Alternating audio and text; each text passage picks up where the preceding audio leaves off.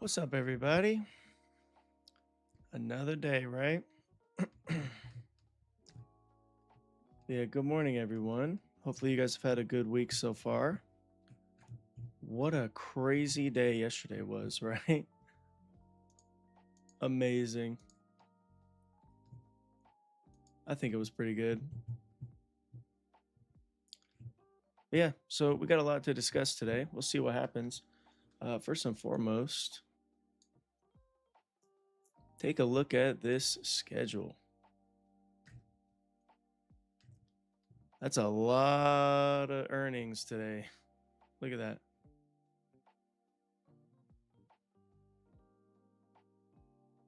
So why is this important, right? Well, when there's earnings, that's an excuse. So we'll see what they really want to do. Coca-Cola, we have Raytheon, Boeing, just to name a few. Those are before the open. After the close of today, Visa, Capital One, Intuitive Surgical. You know what's crazy about this company? They're located in the Bay Area.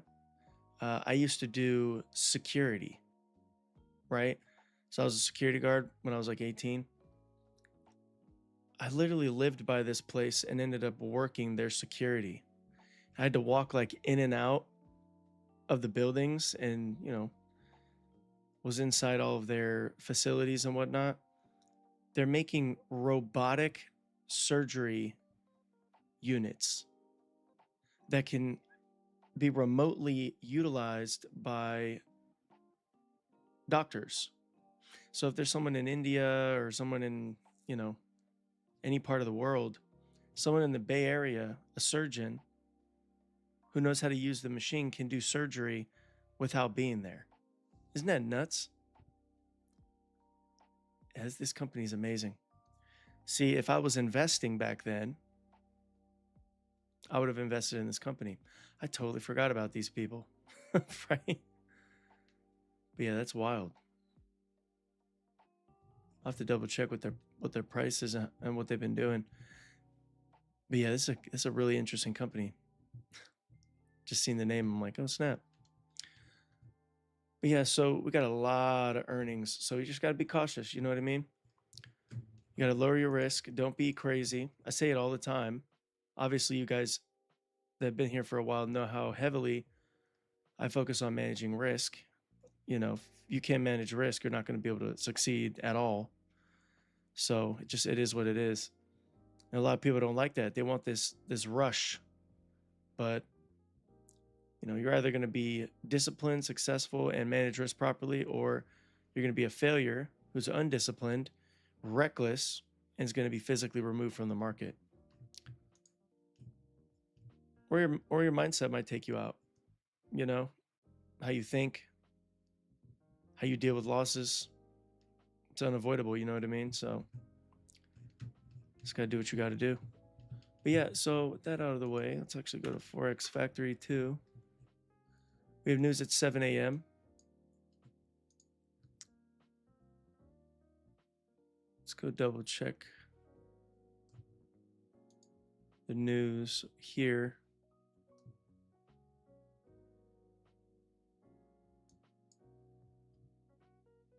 Is this on Eastern time? Yeah, it is. How do I change that? Can I change it? No? Well, I guess at 5:30 there's I would say a medium impact. It's interesting how Forex Factory isn't showing these things. Yeah, it's weird. This website, by the way, is called tradingterminal.com. It's a very, very awesome tool. I think they have a paid version too, but you don't need it. But yeah. So at 5:30 there is a news event. So in 2 minutes. So we'll see what it wants to do. There's a couple of different news events.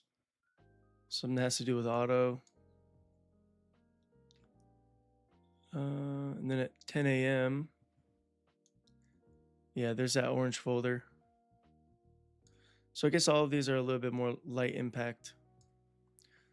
So we'll see what happens. Yeah, we take a quick glance at the yields. Remember, this is what impacts the dollar positively in terms of correlation. So we see that it retraced, big gap. We have a wick, came back a little bit, but we still have a little bit of inefficiency right above this. So we'll see if it wants to get up there and tag that. If we do get up above that, depending on how it treats this order block, that's going to determine whether we're going to target the highs up here or if it's going to drop and try to take these out. We came off of SMT. We're trading down into high, low, higher high. That's a bullish breaker and a balanced price range. So if that respects the upper 25 from this high to that low, the upper 25%, then we'll see this continue. And then that coupled with how it treats this bullish order block, those are it's bullish breaker, right? Bearish order block, inverted when it breaks the highs. So depending on how that's treated, alongside how this balanced price range is treated, that'll determine whether we look at this as a buy model to target the highs or not, right? And if this breaks down, gets beyond the midpoint of this, then we'll look at this as a market maker sell model, aiming for these lows, right? It's as simple as that. But if this goes higher, which is what I would prefer to see, because again, we see the dollar moving up. We have our main target that has not been invalidated for the last couple weeks.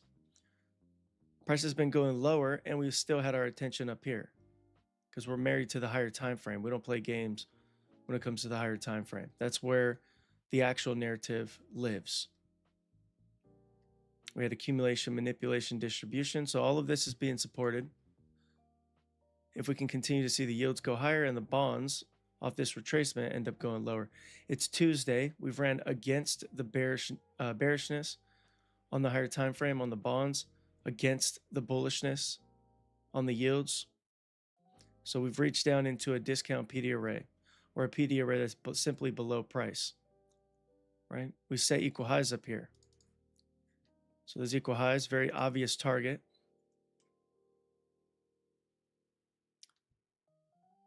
So that clearly looks engineered. What the hell?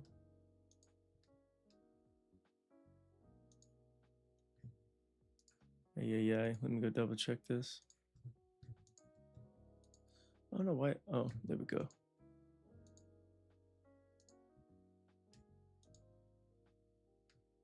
Okay.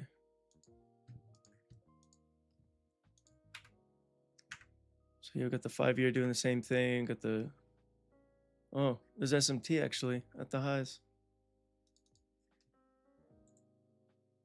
That's interesting. So yeah, if this thing can't get above the level that we talked about right there, this order block, if it can't invert this order block or create this as a bullish breaker, it may be a little bit of a problem because again, we have SMT up here.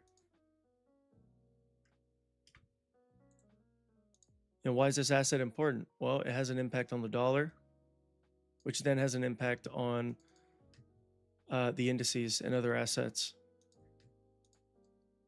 So yeah, now we've went beyond 530. So let's scrub over here. Again, we still got the dollar going higher, so we'll have to just wait and see what happens with that. I'm going to stick to identifying this as a bullish run. We did open up on Sunday, drop down, hit the bullish order block we talked about, hit the inversion fair value gap, and it's respecting it. So we got to see that stuff fail if we're going to look to try to go lower. It looks like accumulation, manipulation, distribution. It looks like a simple retracement to equilibrium from this low to that high to then continue to go higher, gravitating towards this upper level here that's very obvious, right? And that's that monthly fair value gap. Okay, so we're going to stick to that until proven otherwise. Look at your 3 PD arrays below, right? So you got one here, one here. We got the breaker and this inversion. So this inversion fair value gap gets traded through and gets reclaimed while the breaker refuses to hold and continue to go higher like it is here. Simply getting below this would turn this into a market maker sell model, right? Potentially. Or it could consolidate. If it goes back down into that, we're at the midpoint of the range from the high to the low. So we'd have to wait on our opinion if it gets down there. Otherwise, given what we see so far, I think we're going to reach up into here, and that should have a bearish impact on the other assets like currencies. It's headed for our target that we outlined. So we've been correct on that. We've been correct on the dollar. You know, underlyingly, we've been correct on these assets, and that's supported downside indices. The breaker I pointed out, for those of you that have been paying attention and hopping on the calls, the breaker I pointed out here on the GBP USD, you can see that beautifully has worked out. High of the week form so far, very sensitive, treating it as a BPR, and prices dropping from that lower 25% of the breaker level that we have outlined. So with that being the case, we are probably going to see this continue to fall, but we'll see what happens. The indices are giving a little bit of a rally here. Oh, wow. Okay. So the Dow is accelerating. So that SMT on the yields looking bearish. We need to see when that's going to translate, if it translates to the dollar. Because if that's the case, then we may see, we just hit our monthly, our deeper monthly fair value gap low. You can kind of see how that's had a response over here.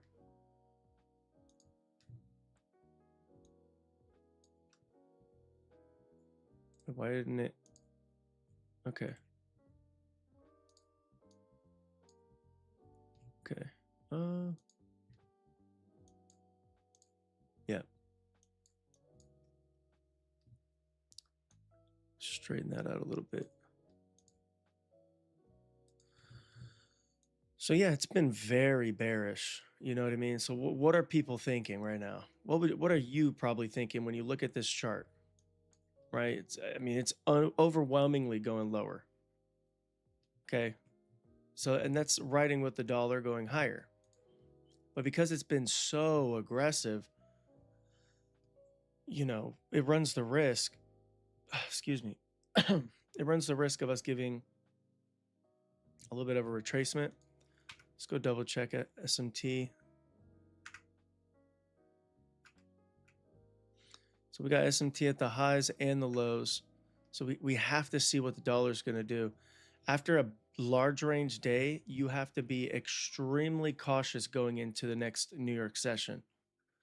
Because part of ICT's rules in terms of conditional awareness and just situational ideas, when you have a large range previous day, large ranges lead to small ranges. So we could honestly bounce around in this range.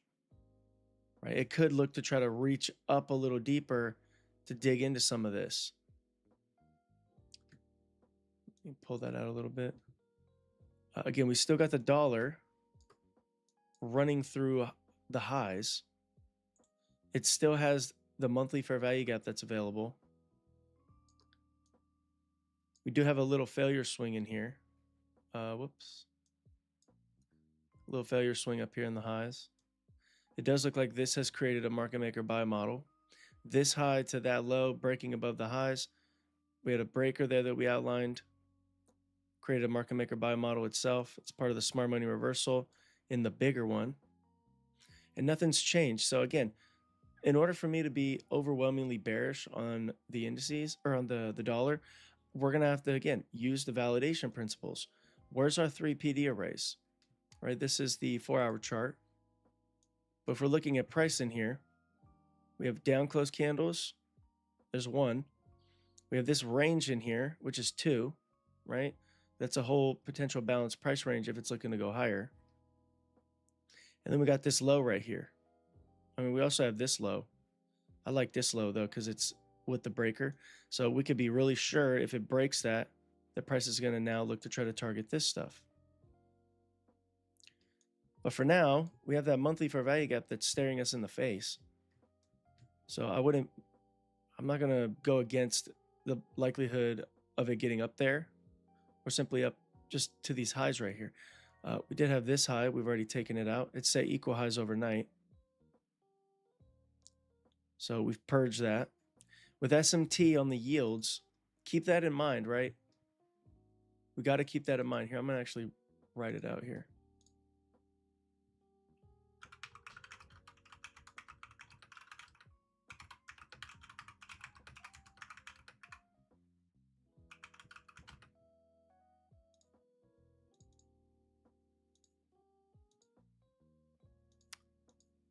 Okay.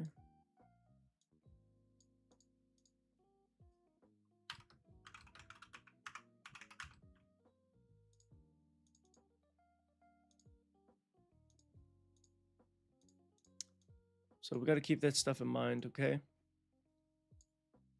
We do have a rejection block here. Prices turn from that. Has not used it as a rejection block. It's inverted now. And we're reaching into this wick, other quadrants in the wick right here. So we got to drag that over. 25% is right there, so at that low. 50% is pretty much at the high right here. So again, if we see this thing reject from this level and this candle turns into a bearish candle, that wick rejection is extremely telling, right? And it may lead to this leaving this high. But again, that's a if-then scenario, right? So we got to wait. We got to wait and see. We have news at 7 a.m. and then we're not even at the open yet, right? So, I mean, we had a little bit of news when we were looking at the trading terminal. So some of this stuff came out. Goods trade balance. So we had, is that negative? No, it's not negative. Is it?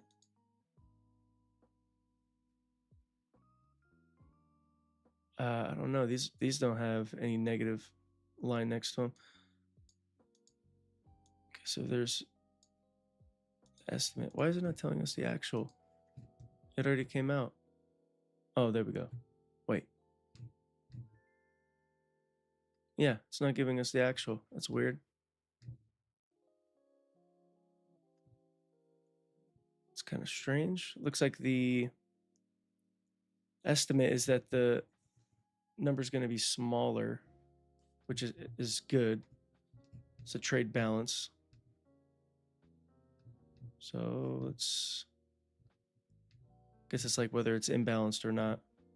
Again, it's all just a red herring, all these news events, but it's good to know when they're coming out. So yeah, I'm not going to be too concerned about any of this other news until 7 a.m. because that's going to be a big one. It's going to be a bigger one than those smaller ones. But this is just really nasty in here. It's up and down, sideways. All the more reason for you to just label liquidity that's relevant, right? Like this high up here.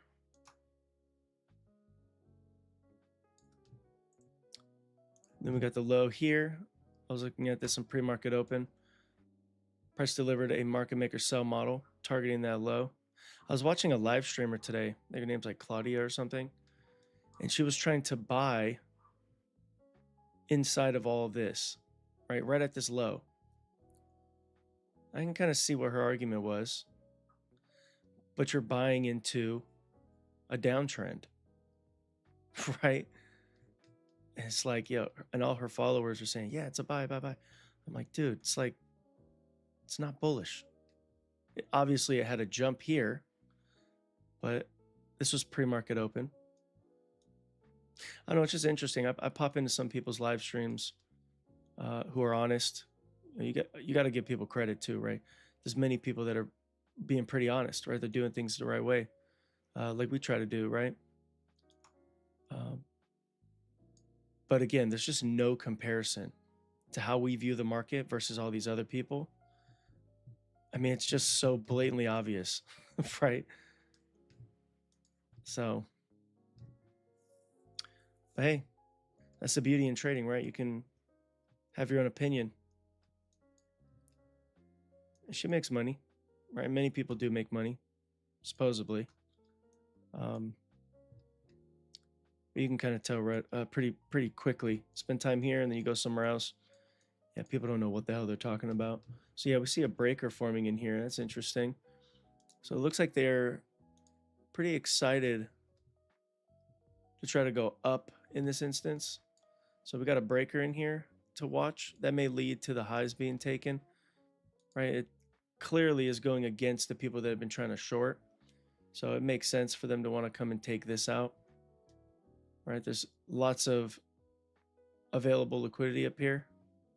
This high, this high, this high. And all that would really present us with is a retracement back into this like 1,000+ point range that happened in, less than 24 hours, 800 ish. So it's retracing. The issue I have with taking this type of trade, though, we're trading inside or into this range. And if it's bearish, which a higher time frame still is until it, gets like up here, it's high resistance. It's most likely going to hit you with high resistance because a counter PD array, if you're not writing this down, you should write this down as well. It's another component to high resistance and low resistance. If you're bearish, any trade that goes up into bearish PD arrays that's not with the trend, you can just automatically think, okay, I'm expecting the likelihood of high resistance. Is it like that all the time, every time? No. Sometimes it's quick. But there's a high chance it's going to have a hard time, right? Even if it gets up to whatever your target is, if you're bearish. But this could easily just be accumulating in this low to that high. Right, so that range right there, again, it's a bearish order block too, just to continue going lower. Right, we do have this wick. So if we're bearish on this asset and we want to observe it being continuously bearish in terms of order flow, we want to see the wick get respected, preferably in that lower half. We have an order block here. And then we also have this gap in here. So that's our 3 PD arrays for this 4-hour chart. And if it gets beyond that third PD array, we then shift to being bullish from this 4-hour perspective. Right? And this is where narrative is. So what I'm thinking is anything rallying in this instance, because it's been so aggressive, they may spend some time doing this rally. We may not get another leg lower. We'll see what happens with the news later on. But if this was to end up getting up beyond here, that would be the main time where I would think, okay, well, things have probably shifted, right? And we'll be above this. So we may set up a buy model, and we got equal highs up here that could be of interest, especially if the dollar was to decline. And if we get below these lows here and below this gap, basically invert it going to the sell side. If you notice, we don't have any sell side in this area. We have buy side, but we have little pockets of inefficient sell side delivery. Okay, so that's a high, low, higher high. Should be a BPR to go through to the buy side. But because there's those little pockets of inefficiency, it didn't fill them in. Price may look to reach down into that. And if we start breaking candles like this, or getting below lows like this, they become more logical targets to reach for. Even if you're still bullish, it could still run down there and tag that because of the fact that it's inefficient. What does that mean by inefficient? There's one single pass in that one area, which is also a gap in here. Okay, so it's got one single candle going higher. From this perspective, right, we're looking at the 1-hour chart. That's more important than if the 1 minute does have a wick in there or a bearish candle. Each perspective has its own story, and the higher time frame is where the narrative's at. So you want to be looking at these types of things on every time frame, but when it comes to bias and narrative, it has to be above the 1-hour chart at least, in my opinion. Once you get below that, you're looking at intraday volatility, and there's a different approach that's utilized, or different things that are important. Same approach, but different things relative to that time frame become important. Going back to the idea that I said that other streamer took, look at this. This is a bearish breaker. She basically bought inside of it. This was a sell model. This was a sell model. She looked to buy in there and got frustrated, right? But, if you're an ICT trader and you don't use market maker models or Power 3, you are absolutely tripping balls. Right? You are absolutely tripping. Like, to the max degree. Because what are you doing? It's not just about order blocks, fair value gaps. Yeah, her name's Claudia. I like her honesty, so no shade. Um, but yeah, I mean, there's a lot of people that I look at just to see like, what they're doing. And if they have big followers, big communities, of course, there's always something to learn, but I have really nothing to learn about trading, honestly. I have the system. We use the same thing every week, every day, and it works. We have enough to determine where price is going to go when it's invalid. We have a good idea of all these things, and I teach you all of that stuff. And you use what is useful to you, and you disregard what's not useful to you. There may be times that we disagree too. Those of you that may be new who watch this video, and that's fine. Keep your independent thinking. Just because I say something doesn't mean that you need to go do that, because it may not resonate with you. Like the way I approach risk, I think it's a universal thing. But some people are more risk averse. Some people are more risky, right? But you have to be able to cater to whatever your perspective is. You can't be a copy of someone else. You're going to have your own style, and you have to lean into that. And just because we may disagree at times with certain things, if we're using similar concepts to determine bias and narrative, and you may see something different versus what I'm seeing, don't doubt yourself unless you see my argument in the chart being a little bit more valid. Because I can't be right every time. I'm imperfect just like anyone else. We're right a lot of the time because what we do just works. It's fundamental stuff. But I'll get it wrong sometimes. I have many students that have learned from me, and we take similar trades. I'll get out sooner, and they'll get out later. I'll get out later, they'll get out sooner, right? Or I'll take a buy, they'll take a short. But we have the same objective, and they're counter trend trading, or I'm trading with the trend, or vice versa. You could be profitable without being correct 100% of the time. You don't have to be correct every day. But you see how it's treating this delivery like this? It's high resistance, like I said, could be the case because we're trading into a high resistance level. But yeah, it's very important that you keep that independent thought process. No matter who you learn from, you got to keep that independent thinking. And if you're new, obviously, you want to pick up a lot of things and apply them and study their validity. So then eventually you can make your own process, your own plans. And it makes it fun because you can know for a fact that you made a process. Maybe you borrowed some stuff from me or whoever. But as long as you arrive and you could determine what price is going to do, and you could manage risk, you could target ideas effectively, you could determine where price is going to go and why, and you can enter at the right times. If you can have all these things, you don't have to know every concept to achieve those either, right? But if you can have these things, you can be confident in what it is that you're doing. You got to be able to validate. I have a list of things that I give my private students. I give it to them at the beginning of the year. And I feel that if you can have a process for all of these things in here, right? Everything that you do can fall into one of these categories. I don't have entries listed here. Do you see that? I have trade management. I don't have trade entry because you have to figure out which one is for you. And it's the least important thing. It's not even worth putting on here. All of this being mastered or having a process to each of these categories that you could reliably repeat leads you to now plug and play whatever model or pattern you like to see in price with your model, right? Like your overall process. Without these things, you're trading blind, in my opinion.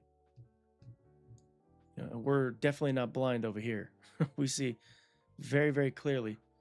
And that's pretty much the core of the things that I utilize, is those things that I just showed you. So when you're studying, you want to think about this stuff, okay? And again, that doesn't require every single concept ICT teaches to master those subjects. It doesn't require you to watch new videos that he makes that comes out with, you know, multiple different PD arrays and all these things.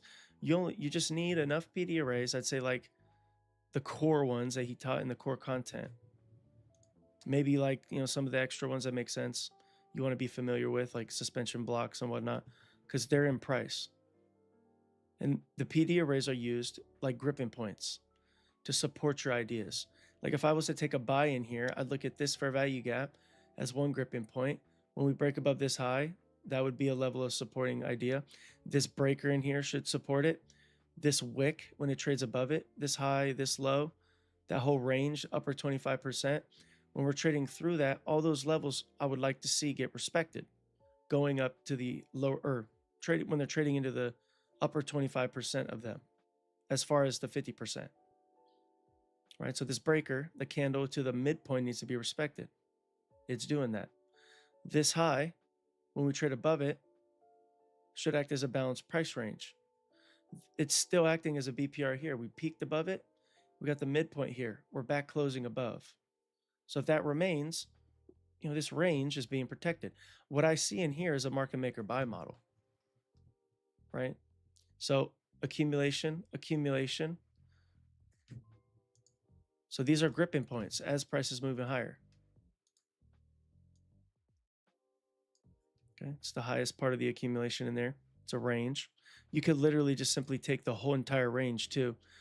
But something that most people don't utilize or understand about market maker models, when you hear people say what happens on the left side should happen on the right side, and you're looking at the accumulation levels that should turn distribution, when you're in a buy model, the last up candles in that accumulation prior to the turnaround, that is the very precise level that you're looking to identify. Okay, so you can see that here. Now, this is a breaker, obviously, but it's also accumulation in a small market maker buy model, turning distribution. So what happened? You take that candle there. When it trades above it, it should respect the upper 25%. And we should keep going towards the highs if it's going to be correct to be bullish. We get above this high, that wick with price trading beyond it should also be respected once it gets above it in that upper 25%. So as it keeps pushing higher, the more PD arrays you do know or are familiar with, obviously you could build a more detailed narrative, a more detailed validation process as price continues to go higher or lower, right? So very important stuff here, you guys. So I hope it makes sense. Let me know in the chat if you guys are able to follow along so far.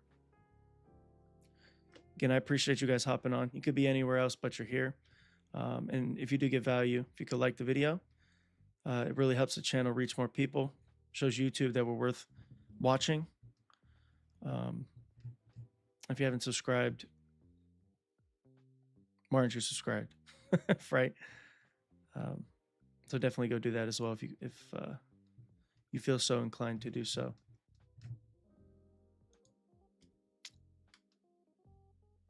Yes, please do. Thank you. Thank you guys for reiterating that in the chat. I appreciate it. It really does help the channel out, you know, and there's a lot of idiots on social media, people that live stream and are leading their followers to the slaughterhouse. So whatever we could do to help prevent people from blowing up their accounts, you know, turning this into a casino and something that's not beneficial, you know, the more that we could stop that from happening to people, the better. Right? And I need your guys' help so I can do that, you know, just by liking the video and subscribing. Only do it though if you get value, right? If you believe in what it is that we do. What the hell just happened?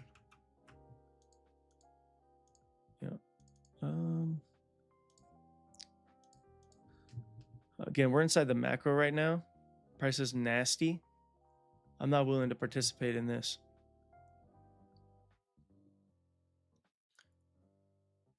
Still definitely watching the dollar. We got a bullish order block here. But again, we got this gap in here with that little pocket down there. So I'm not entirely sure if they're going to want to go down into that first, if they are going to want to go higher. We're so close to these equal highs up here, though. If it does break down and say we get outside of this gap in here, that's going to be a testament to the SMT that has formed and been identified here on the yields. That SMT is here. And remember, what happens in the bonds and yields a lot of times translates to the asset that they impact. A lot of times too, if you're watching like the dollar, right, and it's in consolidation, if the yields are trending in a particular direction, or they have SMT, and say the dollar's either consolidating. Let's use bearishness for example.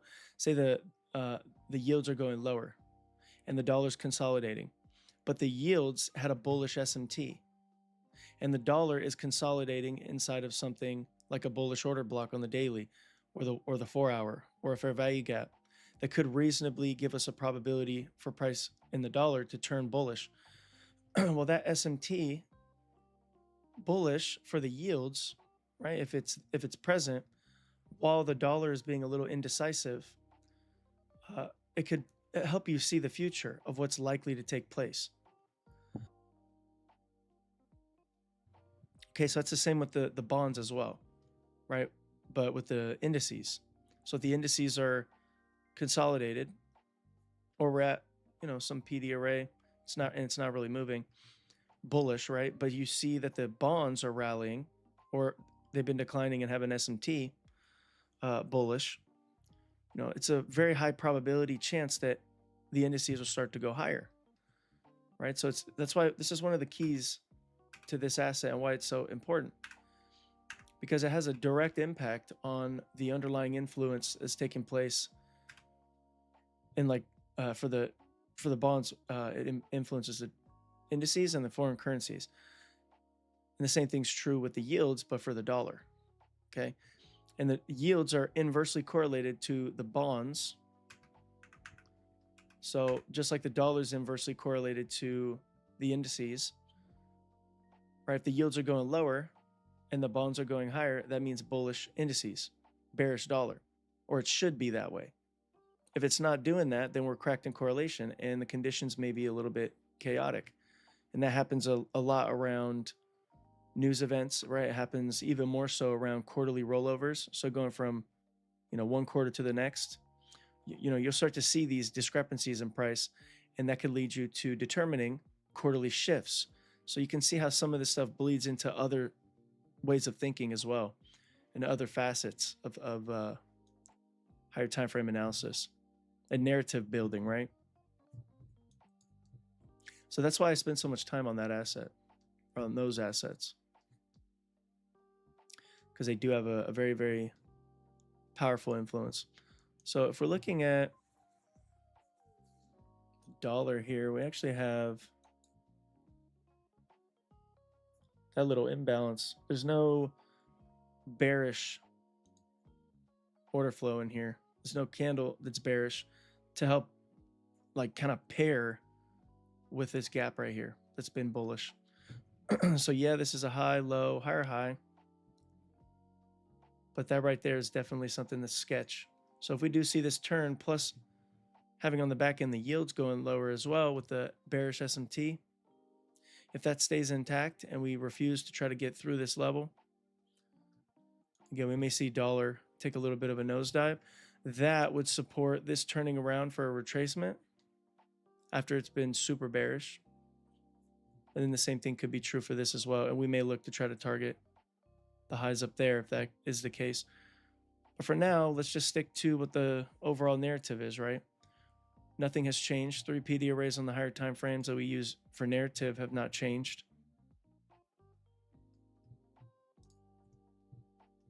So we'll see what it wants to do. We did take out stops in here, but we also now have a bigger failure swing. We're to go to the 15-minute chart. Let's go to the 1-hour chart. You see a failure swing down there?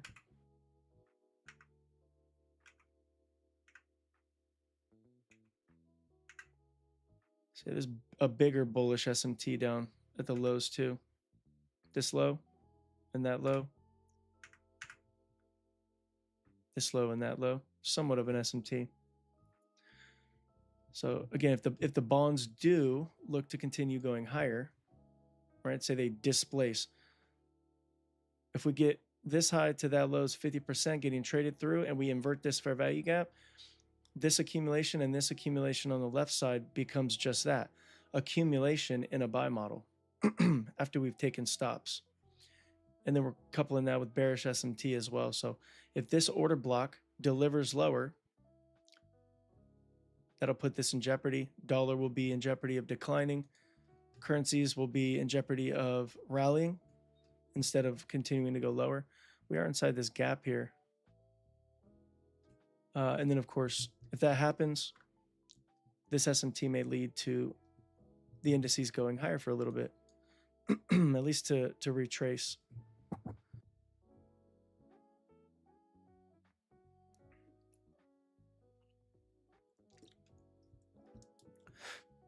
Again, this is all pre-market open. If you're chomping at the bit, freaking out, losing your mind, thinking, when is he going to give a trade? You're doing this wrong. We've had a large range day previous.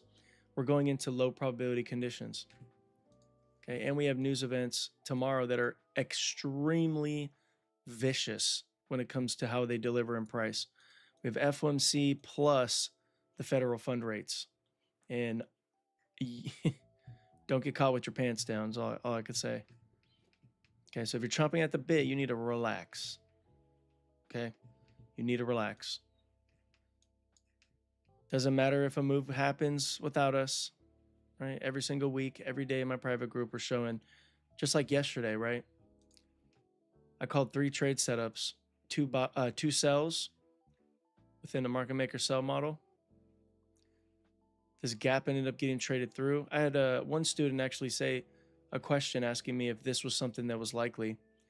And, you know, because price was rallying up, right? Because it was above these levels, I talked about how this was imbalanced. So it could look to reach down there. And with dollar going higher, right? It's pretty likely that it would want to reach lower. But we also had a breaker here, which also was respected. That was anchored inside of this as well. So once it broke through this 15-minute area here, it's a 15-minute bearish order block, it was really likely to target this liquidity and then some of this.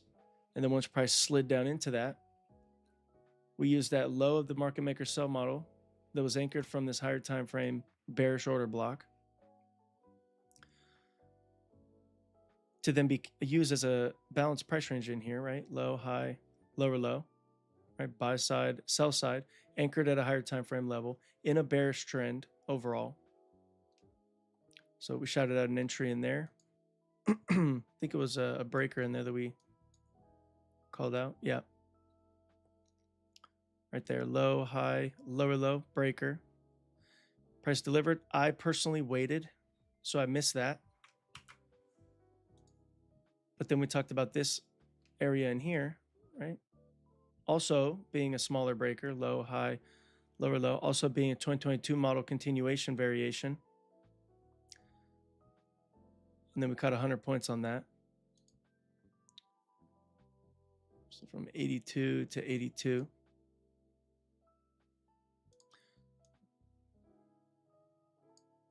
Okay. And then as all of that unfolded, a lot of students couldn't participate. But as that unfolded, and because it was so quick, right? So you get scared, you get shell-shocked seeing this thing move so quick. But I told everyone to relax, calm down. We have this 25% here of this range. What is that? That's the monthly fair value gap, high to low. So you break it into quadrants. This run lower is an opposing PD array. It was extremely bearish.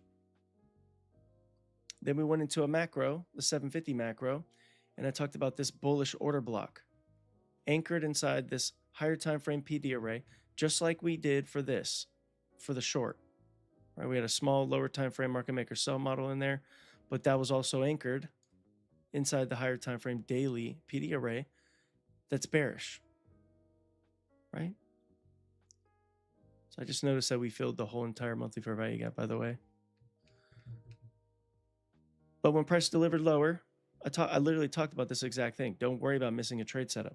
Don't be chomping at the bit, worried about not finding a trade setup. Or if you get it wrong, don't even worry about it.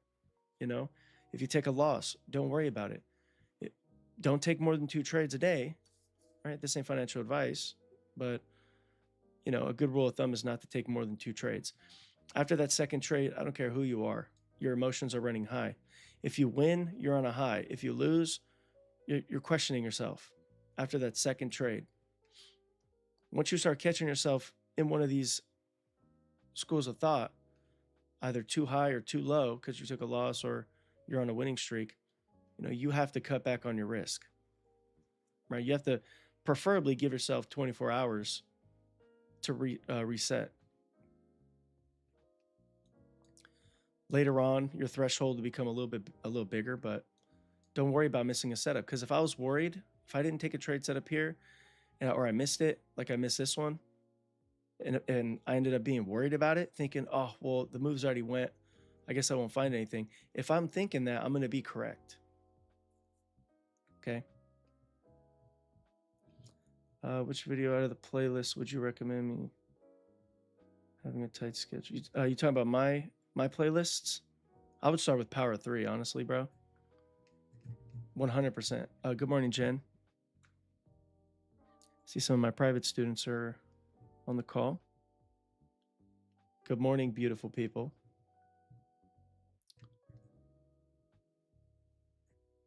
But yeah, so I would start with Power 3, bro. And the 2022 model. 2022 model and Power 3. Start there for anyone that's just getting started. And maybe there's things that you don't understand about the concept. That's fine. You have us to ask questions to now. Just hit me up in DMs and I'll answer questions. Or you could join the private group and you could see it being done literally every single day. Highlighted every day. Your questions get answered every day, live, in the moment.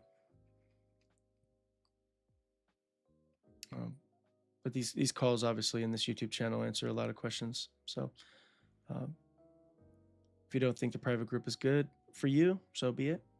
You'll still get a ridiculous amount of value just being here. That's why I do this stuff on YouTube, right? But for those that do want extra help, there's always that option. Again, the QR code is at the top. You can scan that to get details, or the links in the description. You could join my free Discord as well if you're not part of that. And again, you could just always hit me up in my DMs on Instagram at WMG Trading. No special characters. Don't be fooled. Okay, just WMG Trading, right? As it shows on the top of the screen.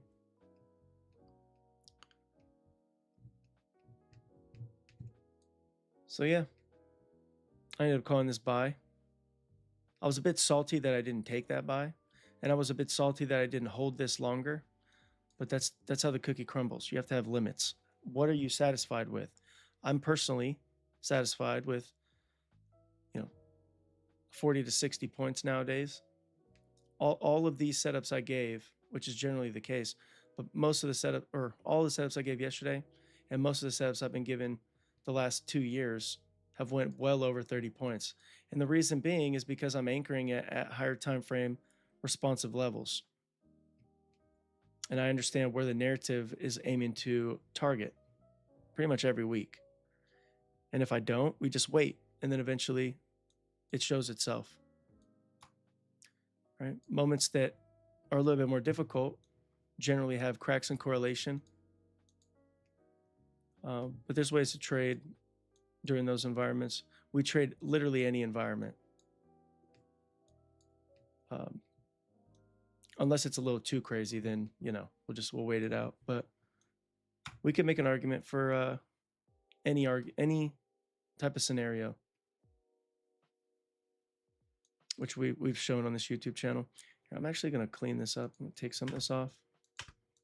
Just wanted to keep it there so I could share it with you guys.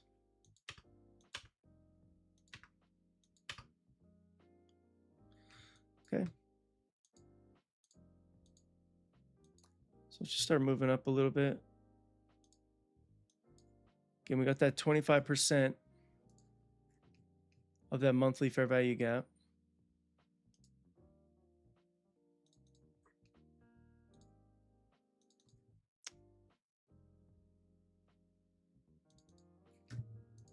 This is definitely something to keep tabs on. Let's see, 25.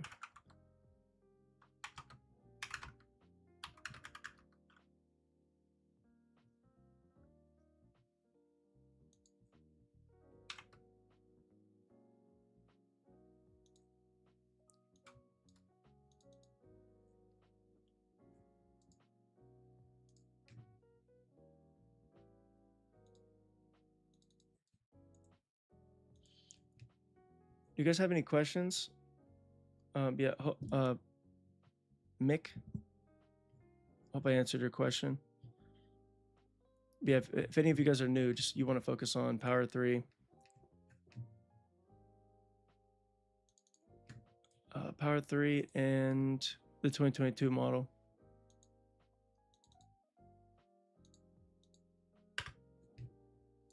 Something I want to note here is this as well. Also got this large down wick.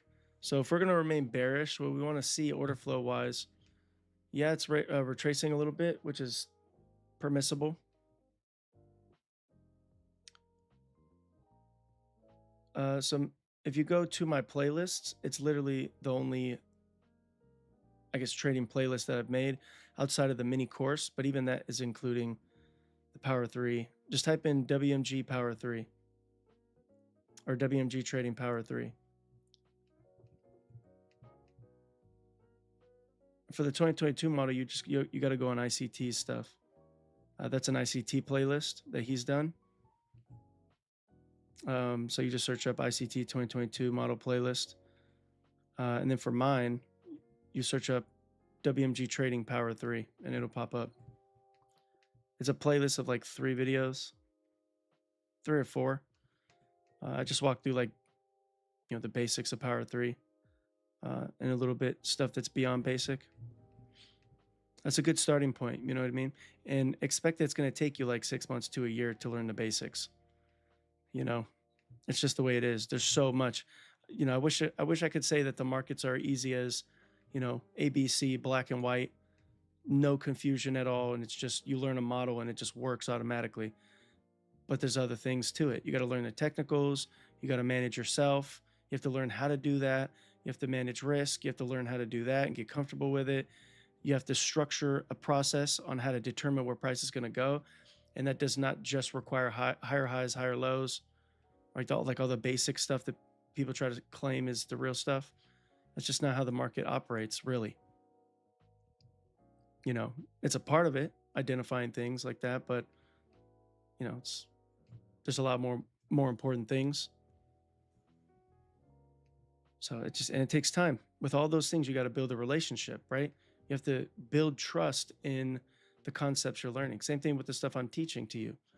I could say it may sound great. You may see me call it all the time and be right a lot of the time, but I have 7 years experience. The first 3 were horrendous, right? But I never wanted to give up, those dark moments, just like everyone else. But you just got to keep hammering in and focus on doing the right things rather than thinking I need the money right now. Because the more you press that type of thinking about I need to make money right now, the further and further away, the goal that you're trying to achieve becomes. It's the dichotomy in the market. The harder you push, the further away it goes. It's a given when you're studying price action that you're learning to try to make money. The process is what you're trying to learn to enable that ability. So we don't even got to focus on the money. We got to focus on the process because that's what makes money. An accurate process, something that's proven, provable, that someone that you're learning from can show you every single day working in real time. Again, and that's what separates this community, both the free YouTube stuff and then my private group, from pretty much everybody on the internet, except, a handful of people that I respect, right? They're all ICT traders. You can make money doing other things, but, this is the world I've selected for myself. And if this is the world you've selected, be a purist. Don't mix EMAs and stochastic and MACD and the volume profile with stuff that's already perfect as is. Like, this stuff is amazing. Like, the precision you get is unheard of in this world of ICT trading. Okay. And the veterans in the industry who aren't scumbags, who do their due diligence, a lot of them have come out and said, yeah, this is incredible. Like, this stuff is incredible. Like, I have 2 students that were floor traders before, right? And they got like way more experience than me, but I'm able to teach them things that they don't know. And they're humble enough to think like they don't know everything. And maybe they've been making mistakes because, things maybe haven't been going well for them. And they see this and they're like, why the hell are institutions not teaching this stuff? And it's because they don't want to teach this stuff. They don't want the world to acknowledge that there's an algorithm that can be tracked, right? The signatures and price that it shows, that allow you to have ridiculous precision and consistency once you master it. They don't want you to know that. And it stops their business model because they're selling, BS. So they can't sell BS anymore if they change. They have to admit that they're wrong too, if they're going to change anything. And, people's ego in this industry, they ain't trying to do that, sadly. But that's why so many people struggle and will continue to struggle. So this here is actually a change in state of delivery. See the stutter candle, consecutive candles going into liquidity. It's also a breaker on the other time frames. High, low, higher, high. This large wick displacement, that's a balanced price range down there. So again, it makes it pretty likely that this may become the target that they're looking to achieve. This run above these highs here, though, we have to see how it treats that if it does get above that. Because again, we have this low to that high. I'm sure you can agree that this is buy side, this is sell side. Hopefully you can also agree that this was a market maker sell model. Accumulation on the left side, drag it over, distribution on the right side. Okay, and it'll look to reach for liquidity. Tag that liquidity and then kind of stalled out. Then it punched lower one more time, created a bearish breaker here. Low, higher high, lower low. Right, it got down below the close of this candle. I'd prefer to obviously see it break the low first, then catch a retracement to go lower, which you could have obviously done and been right still, but it would have been short-lived. But that right there is an opportunity. We have buy side, sell side, balanced price range, lower 25% from the low to the high, 50% is right there. Ironically, that is actually at the 25% of that monthly fair value gap. So it offered another opportunity using that level.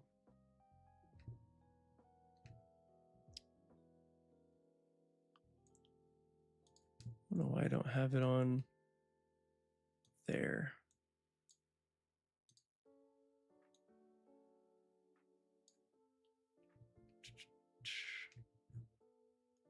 See that lower 25% is right there. So offered moves there. So again, we're trading into high resistance. Why is that high resistance? It's a BPR to go bearish in a trend that's been aggressively trading lower.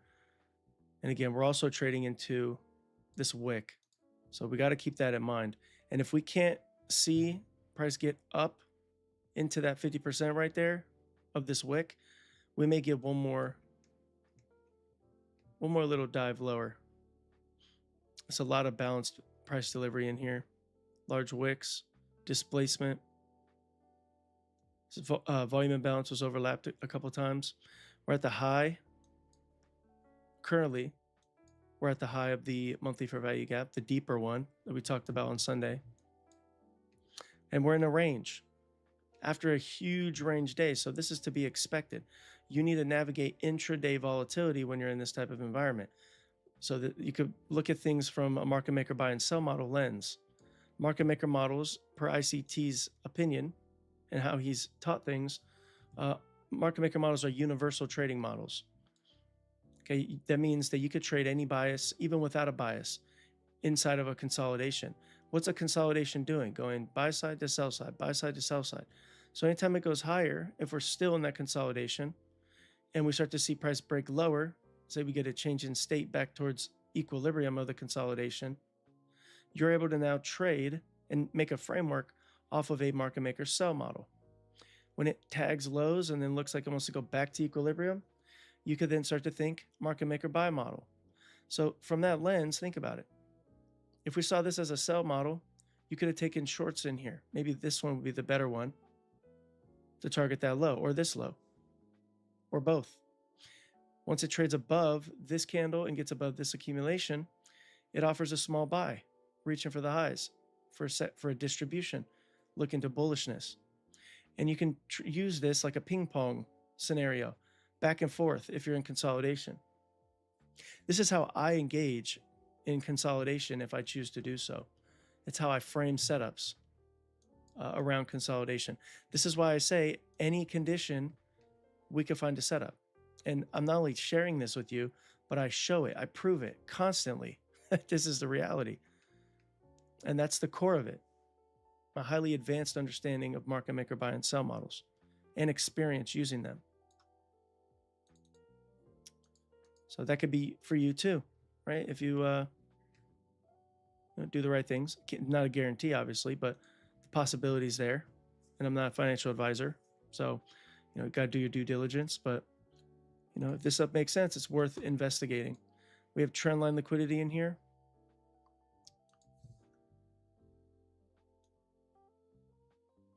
Got this up candle there.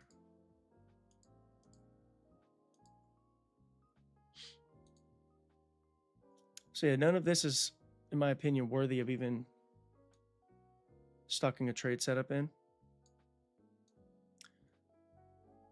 Now, to target this low, that was a market maker sell model, right? If you go to the 15-second chart.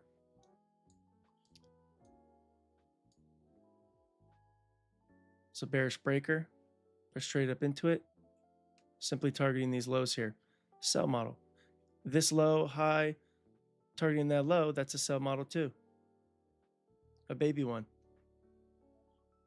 This here was a buy model. Right, we're on the 15 seconds, so that was this.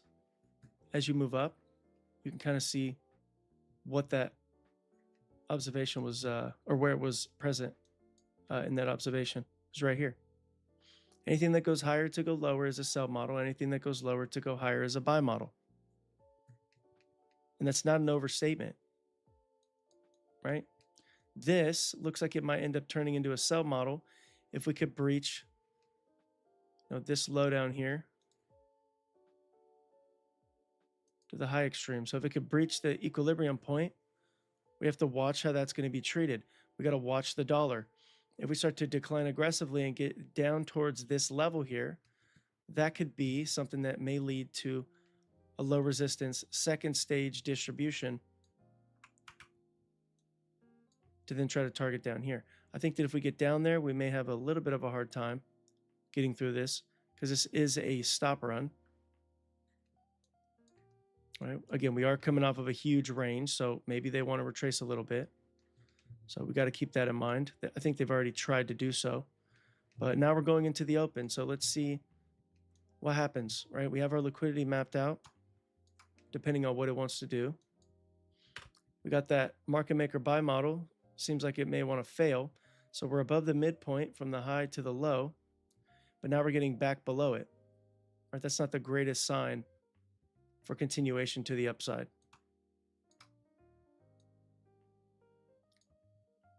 So we'll see what it wants to do here. I'm not willing to engage right at the 6:30 open. It's just the way it is. You could love it or hate it. It's up to you, right? But if you're looking at what I'm doing, this is what I do. So we got the equilibrium here. We got to watch that, because if we can break below that, again, that makes it pretty probable that this is probably going to be looked at. But again, it could keep bouncing around. We're in consolidation. So we're thinking sell model. So we'll see how effective that may be. So I want to wait for a macro. I'm going to let price do what it wants to do in here. Again, I laid out how you could have potentially thought of framing a setup in here to go short towards that low, seeking intraday volatility, not worried about this or not worried about that. Just simply near-term liquidity, this high and that low. It failed to breach that high, created a bearish breaker, and so what did it do? It targeted that low in a market maker sell model. This is anchored at the 25% of that monthly fair value gap too. So there's even an anchor, a higher time frame anchor point to support this strong reaction towards that low. We've blown out all this trend line liquidity. So all of this was built up and engineered. And so when you see trend line liquidity, if it looks to target it, it's low resistance. All right, so let's see what this does here. We got a regular trading hours gap above us. So let's see what happens. So we barely tapped that. So if it stays above this equilibrium here now, from that low to that high, this thing right here may become something of interest. But we'll see what it does. Again, I'm not interested in chasing price, attacking price right now. It's too volatile. We're consolidated, coming off of a large range day. Anything that we do trade is going to be close to a macro, and it's going to be low risk. I'm not going to risk normal. It's a high risk day ahead of a news event. It's going to be vicious. But it looks like it's still supporting the sell model. Think about it. If you would have entered that, your stop would have had to be ridiculous, right? If you were looking to go short from here, well, I guess it's not too bad.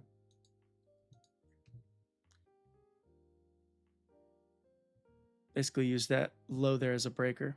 So it looks like what we talked about with this being a market maker sell model is going to work out.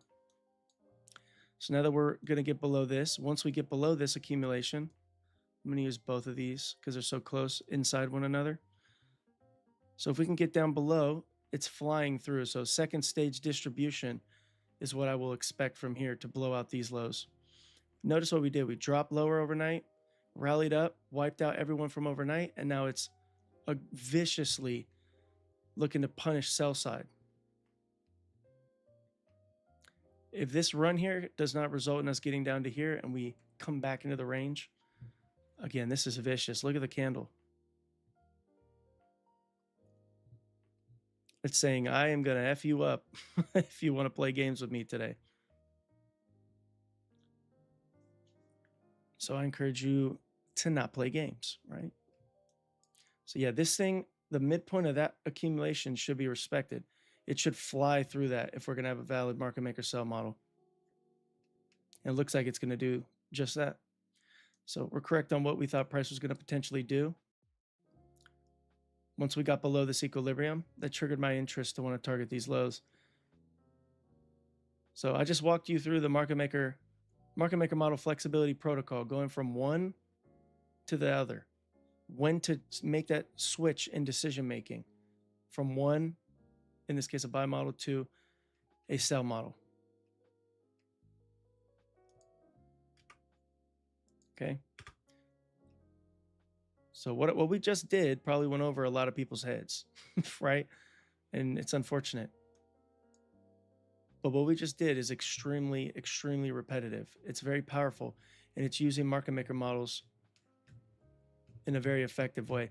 And look, we talked about this wick. I said if it can't get to the midpoint, it's probably going to keep going lower.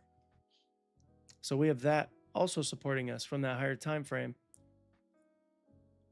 in terms of price looking to go lower a little bit. Maybe even a lot of bit. We'll see. You got to ask yourself, is your model in play? If it's not and price is just ripping, are you missing something? I'd say no. No. If your model is the market maker model framework, if it takes off, right, maybe it is a slight missed opportunity. If you use market maker models as an entry tactic, you can use market maker models as a framework for bias and narrative or navigation of price. But also on the lower time frames, it then transitions to an entry tactic. Okay. Like if this is a sell model and this is going to be an effective second stage distribution getting us below the low, notice what it did here, right? Set another low. It seems it might be engineering further liquidity there, making people think it's strong support. But when you have market maker models outside of it being a framework for bias, you can use whatever phase you like in the market maker model as an entry on the lower time frame. Just couple it with like a fair value gap or a order block or whatever your favorite PD array is that's in that area, in this case of second stage distribution. And then you could look to engage utilizing that school of thought.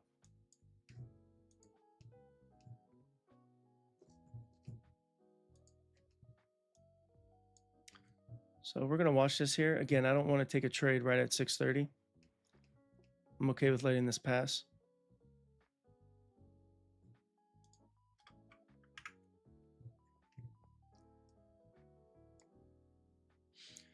So yeah, we are exceedingly bearish on that higher time frame.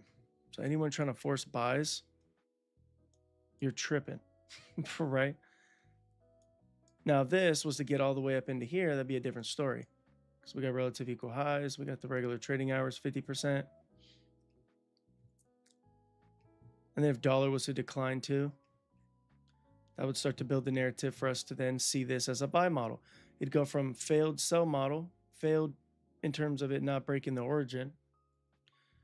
We have 50% right here. If it can't stay below that now because we went so quick and we get above that, if you take this high, right, to that low and get equilibrium for that as well, once it's above that, just like how we use this one to trigger the sell model, we'd use it to trigger the buy model if it was to breach it.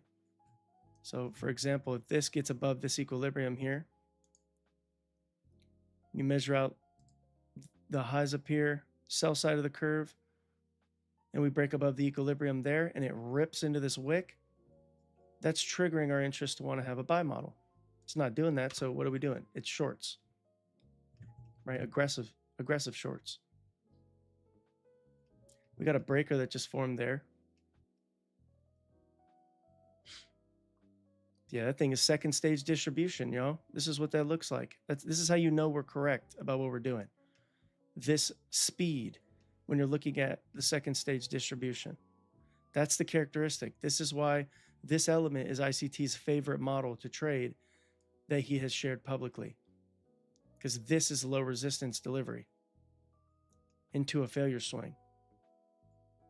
Identified in a very particular level. Look how the 50% of that range we outlined beautifully respected.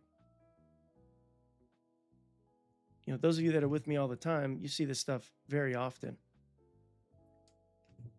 So this is nothing new. So it's offered another short right there.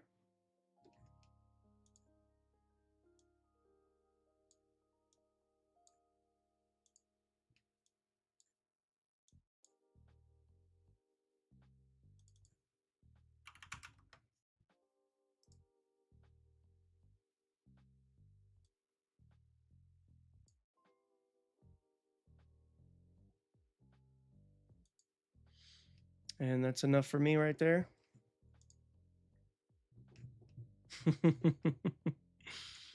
Taking candy from a baby, yo. Literally. Taking candy from a baby. Could have entered in here. Again, I really don't like taking trades right at 6:30, but that just looked too nice. And that huge delivery, I mean, that is gorgeous. Think about it from a lens of power 3 as well, a fractal piece of power 3. We have accumulation, manipulation, distribution, rebalance. If it's going to complete the sell model, we should get redelivery. And what do you know? We got it. How beautiful is this analysis? Like if this doesn't like knock your socks off seeing us do this every single week, I mean, you're not going to be convinced even when the truth is staring you in the face. I mean, we do this so much. It's incredible. And mind you, if I'm lying, I have people in the private group. Jen, the blessed trader, who's Fotis, one of my homies from a long, long time ago. He's part of the private group. We have Emmanuel that's part of the private group. If I'm lying and talking shit that's not true, none of them have a reason to protect me. But this is a fact. Saying a statement like we can find a setup every day, that's a crazy statement. Yet no one says anything about me saying it because it's true. So that's a huge statement to those of you that are here on YouTube that watch us. Because I mean, there's nobody else on the internet aside from ICT that can come out here and say that that's the case. I'm a little salty that I didn't hold this trade, by the way, of course. It's too close to the open. This is what it is. What a beautiful, oh my gosh. What a beautiful setup. What a gorgeous setup. Mind you, we were right there with it, waiting for it, saw it before it happened, outlined the reason why, outlined the potential risks because of the large range previous day, outlined exactly where I wanted to see it go into. And if it went in there, I would be trying to look for a short. We were all the way up here when I was talking about this. And I said, if it drops lower, we're bearish on the higher time frame, and we have this wick. But if it drops lower, we have trendline liquidity. That's a smart money reversal, low risk sell in there for the market maker sell model we framed out. We talked about the failed buy model, breaking through this equilibrium from this low to that high, triggering in my interest to go short. So I told you when I started shifting to, okay, let's go short rather than aiming at this high up here. Just in this last hour, again, yet again, you've gotten a ridiculous amount of value, right? This is something that people do not do. They don't know how to do this stuff. Yet you guys are here able to see this every single day. It's incredible. And you guys are turning into savages. You know, some of you on YouTube and, you know, a lot of you guys in my private group, because I mean, you have no choice but to improve when you're around a community and a person, quite frankly, that pushes the right things in front of you, who's been through it, who knows the right and wrong things to do in the marketplace. You know, it's unrivaled. Yo, DJ, shout out DJ, Sulphonic. You know, DJ is a freaking he's turning into a savage. He started with me on YouTube as well. Got recommended by one of my other students. And he can't even be on all the time, right? Like he's very busy, like many people are. Yet the content and things that we share are so powerful, you could still make progress even with a busy schedule, even when you're only able to hop on a couple times a week, right? Maybe even just a couple times a month. The stuff is so sticky that I teach. It's ridiculous, right? It's visually pleasing. You see it in the chart. And then, you know, being with us through every condition in the marketplace, you know, you're able to see how to behave, what to anticipate, how to anticipate it, what upsets the trade, right? What validates the trade. We talked about pretty much all of that stuff in today's video relative to this condition, right?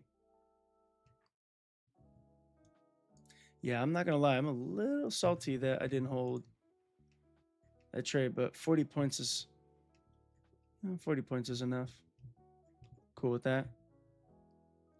You know, remember what I said, 40 to 60.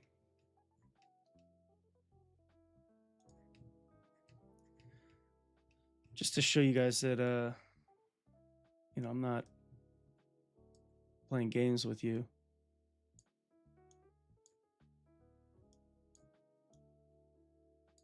You know, when I talk about stuff, when I'm sharing insights to you,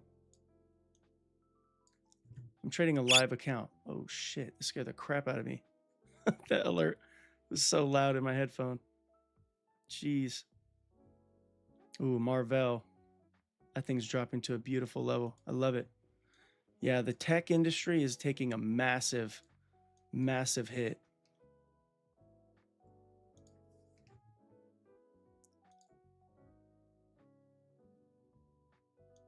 37 points, just about 40. But from that area, it offered ridiculous. Like if I would have just held it a little bit longer, I don't like holding through the open. I just don't like it.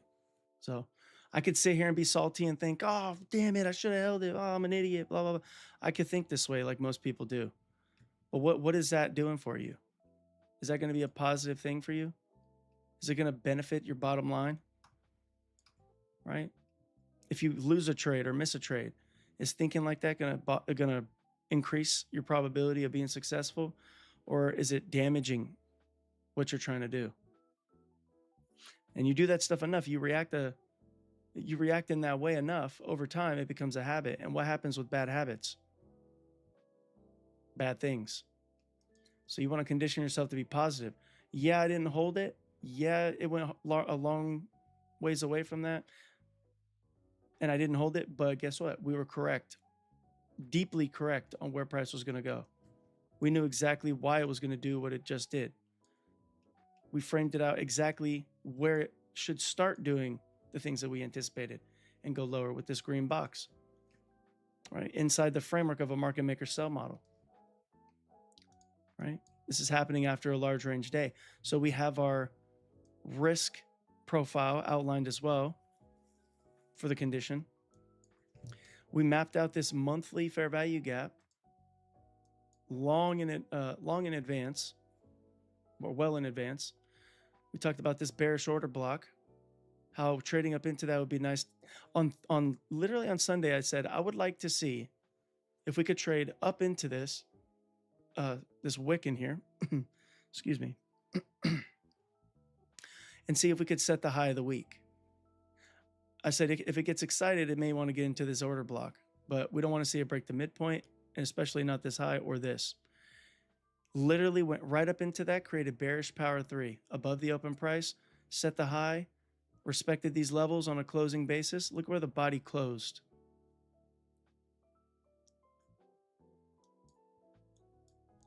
We got the wick midpoint, the order block. It tapped the order block, which we utilized yesterday on the live call with my private group. Where the hell is the... Did I delete that on accident?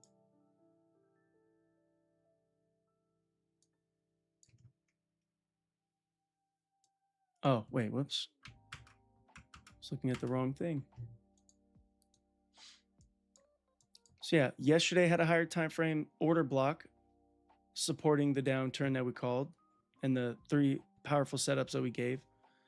Today, we have the monthly fair value gap, lower 25%, the large wick here on the higher time frame, and price was hugging that lower part. Notice how we couldn't even get to the midpoint here before it started delivering away on that regular trading hours gap, right? That's exceedingly bearish. Damn, it's a straight drop. Not gonna lie, a little salty, because we were literally at the high of this move. Well, maybe not the high, but high enough. That's in second stage distribution. That is what led to this move being a valid trade setup. And then again, the higher time frame draw on liquidity, we have been on this like white on rice, calling for these lower prices, very specific lower price levels. We talked about when we got outside of this. I've been calling this short ever since we respected this wick here. And well, even before that, right? We talked about the equilibrium from the high up here to the low being the origin of the move that's going to break us out. And then it broke out, change state of delivery here. And then ever since, we've just been continuing to target sell side. We've framed it out.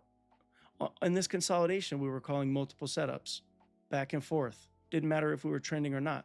Just goes back to what I say. It doesn't matter the condition. We could figure out something to do. Because we are going to eat, okay? It's just the way it is. You know, literally, it's just the way it is.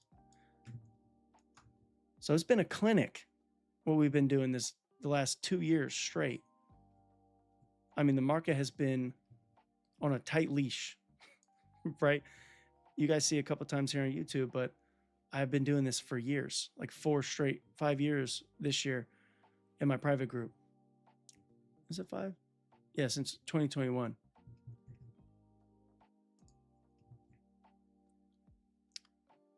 Jen said it's a blessing I found you. Top sharpen. Oh, nice. Yeah. It's a blessing to have students like you, Jen. It's a blessing that you find value in what it is that I do. Because if you guys weren't watching, I would just be, sitting here by myself, just doing same stuff I'm showing you, which is great and all, but once you hit levels that you want to reach, once you start knocking your goals out, you start to think like, okay, well, what's the next objective? Right? Like, what can I do that could be even more fulfilling? And for me, it's passing the blessing on. I get to also relive those moments of chaos and confusion that then turns to clarity, right? That I used to face when I was, first starting out. I get to see the transformation in students that come to me who are panicking, who are all over the place. They don't understand what the hell was going on. They don't know if this is even for them. And then, 3 to 6 months later, after spending all this time with us, their whole worldview changes and what's possible to them changes. And I think that's for sure one of the most fulfilling things I've ever been able to experience. And that's why I teach. That's why I started really applying pressure with it and getting more serious and consistent. Just because that simple fact alone, being able to see that transformation is something that, I wanted to hurry up and get beyond it. But now that I'm, a lot more experienced, literally almost spent a decade of my life doing this, I just started thinking that teaching was probably going to be something worthwhile goal to pass the blessing forward. I've been gifted with this, to be able to understand this the way that I understand it. Because many people will never get to the level of understanding and, ability to navigate price that we have here in this community, even if they trade ICT concepts. Maybe it'll take them, a lot longer. I started having a lot of the level of clarity after my third year, well, 2.5 going into 3. And it's just compounded really quickly. You hear that all the time, right? It takes, a lot of times a decade to be an overnight success. Or you hear traders say that, once you gain experience and you hit that flow state, you start to hit your stride because you're now not a newbie anymore. Things start to really compound, and all the stuff that you lost early on gets made back tenfold quickly. A lot of times it's not a slow, gradual increase in this industry. Once you gain clarity and you see the opportunity and you're able to engage consistently, you don't blow your accounts, you're not over risking or over leveraging, you have no clue how fast this stuff rushes into changing your life. You have no idea. You can't even grasp the velocity that comes with the experience and this type of trading in itself, ICT specifically. You can't even grasp it. I didn't understand it, right? I didn't know how it felt. I couldn't even imagine how it would feel because I was struggling so bad. I felt like it was just going to be a shit show the whole time. And when I become profitable, it'll just be a little bit less of a shit show. And nowadays, it's not a shit show at all. I mean, the amount of people that I hear saying that the market has been shitty for the last couple of months, I mean, it's wild because I don't think that. I've been able to find 3 to 5 setups a day. Doesn't mean I've traded every single day, but I've found 3 to 5 setups. Maybe one that doesn't work here and there, but most of them work, right? They go straight to target, which again is all recorded and seen in the live calls and what I have said and shown, right?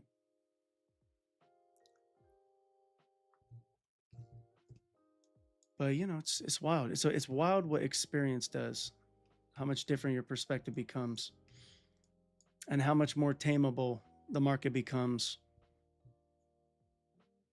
As long as you know, master yourself too. You got to master yourself before anything else, but it's truly legendary what you're able to do later on. But you got to stick around. You got to go through the fire. You know, you got to be able to weather the storm so you can arrive at that point. There's light at the end of the tunnel for all of you. And if you're struggling, it's just part of the game. Think about it. If you don't go through the struggles now, how are you going to be able to get through times when you're having to trade full time, if that's what your goal is? How are you supposed to manage that, which is 10 times more stressful? You know, I mean, you change completely. Your ability to absorb losses, you know, you somewhat get numb to it a little bit. I guess that's not a good description. You get more understanding to it. And the biggest thing, though, is building trust in what it is that you do. You have to build trust with the concepts. You have to build relationships with the concepts. It's just like a relationship in life with like a woman or a man, right? If you're a man or a woman, right? You can't just trust someone right away. You got to put them to the test. Now, maybe you start with trusting someone right away, but internally, there's always going to be that little voice. What if, right? Because you don't know the person. Same thing with friends. You know, you can't call someone your best friend or, you know, them being a really good friend if you haven't been able to test them, right? The trust has to be forged over time. And every concept you learn has a trust building process. They all have their own quirky little characteristics and rules and times when they don't work, times when they do work the best, right? Situations where certain PD arrays work the best in versus others. You know, all that stuff has a learning curve. And there's so many concepts, but just again, as you're learning, just remember, you don't need every concept. Did I use every single ICT concept in this chart? No. Right? I pointed out very specific things that would support lower prices, right? Also wrote out things that support potential bullish prices, which held up until they didn't, right? There was an opportunity to take a buy in here from like this breaker using this high up here as a target, market maker buy model. You could have taken this as the accumulation turn distribution aim at the high pre-market. Still profitable. We zoom into this little piece in here. That's a market maker buy model. This is a market maker buy model. This high, low, higher, high. It retraced lower to go higher in a trend that was moving higher in a retracement. That's a market maker buy model. This low, high, breaking down below this low. That could be looked at as a sell model.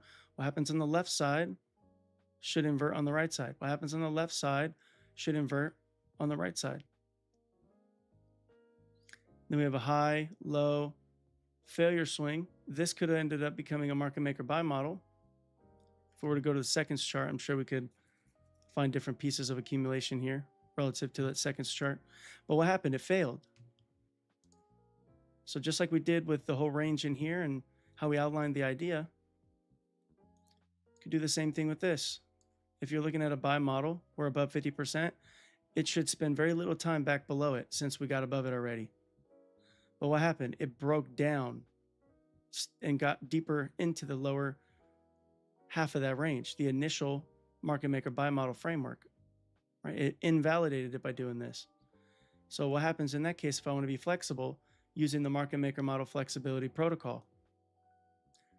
You take the low to the high in that move that failed to complete, in this case, the buy model towards this high. You take that and you get the equilibrium there. And if we start to stay below that equilibrium, you look for second stage distribution, right? Or some accumulation on the left side here. And you should be able to get it to target the lows. Obviously, this is a very small piece of what we're looking at in here. But this thing is happening all over. It's fractal. This idea, it's universal. the market maker model flexibility protocol. It's something special to this community, right? Nobody talks about it this way because they just don't know how to use this stuff. I figured this out not because I was taught, right? I didn't get taught to use market maker models that way, to use them, in all honesty, as a form of validation for one of the models that are unfolding. In this case, lower to go higher, right? Market maker buy model. How do we know when it fails? Well, the market maker model flexibility protocol tells you. And then once you can confirm that that's in play, you look at second stage distribution. And now you've narrowed your focus, just like I did here on a bigger scale. Using this buy model, failing, price breaking through equilibrium on this low to that high that failed to take this high out. And then I'm looking for second stage distribution. What I'm describing to you, if you don't recognize it, is a trading model. Okay? Like literally, it's a trading model. I showed you how fractal it is. And I also showed you how to enter, or what to think about. And that's a second stage distribution. So you're cornering price in between the equilibrium and the accumulation that comes right after, or that's present below us, to then frame out or narrow in on the second stage distribution. And preferably this happens towards a macro, but sometimes it doesn't. But it's so powerful that even when it's not in a macro, if this stuff is unfolding, many times it will deliver, even without a macro, assuming that you're correct on the narrative on the higher time frame.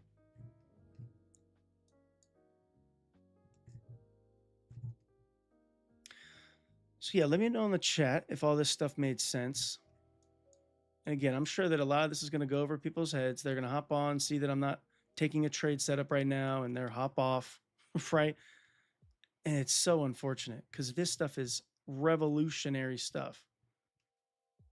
But that, it's part of the trading industry, right? Like what, 5% of people succeed?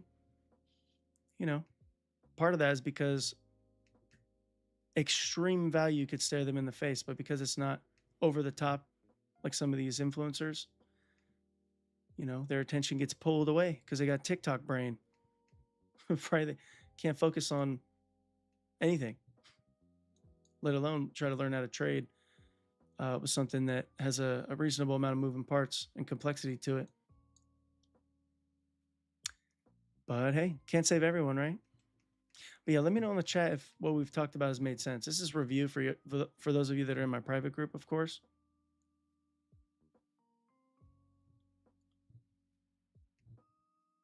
But this stuff just works.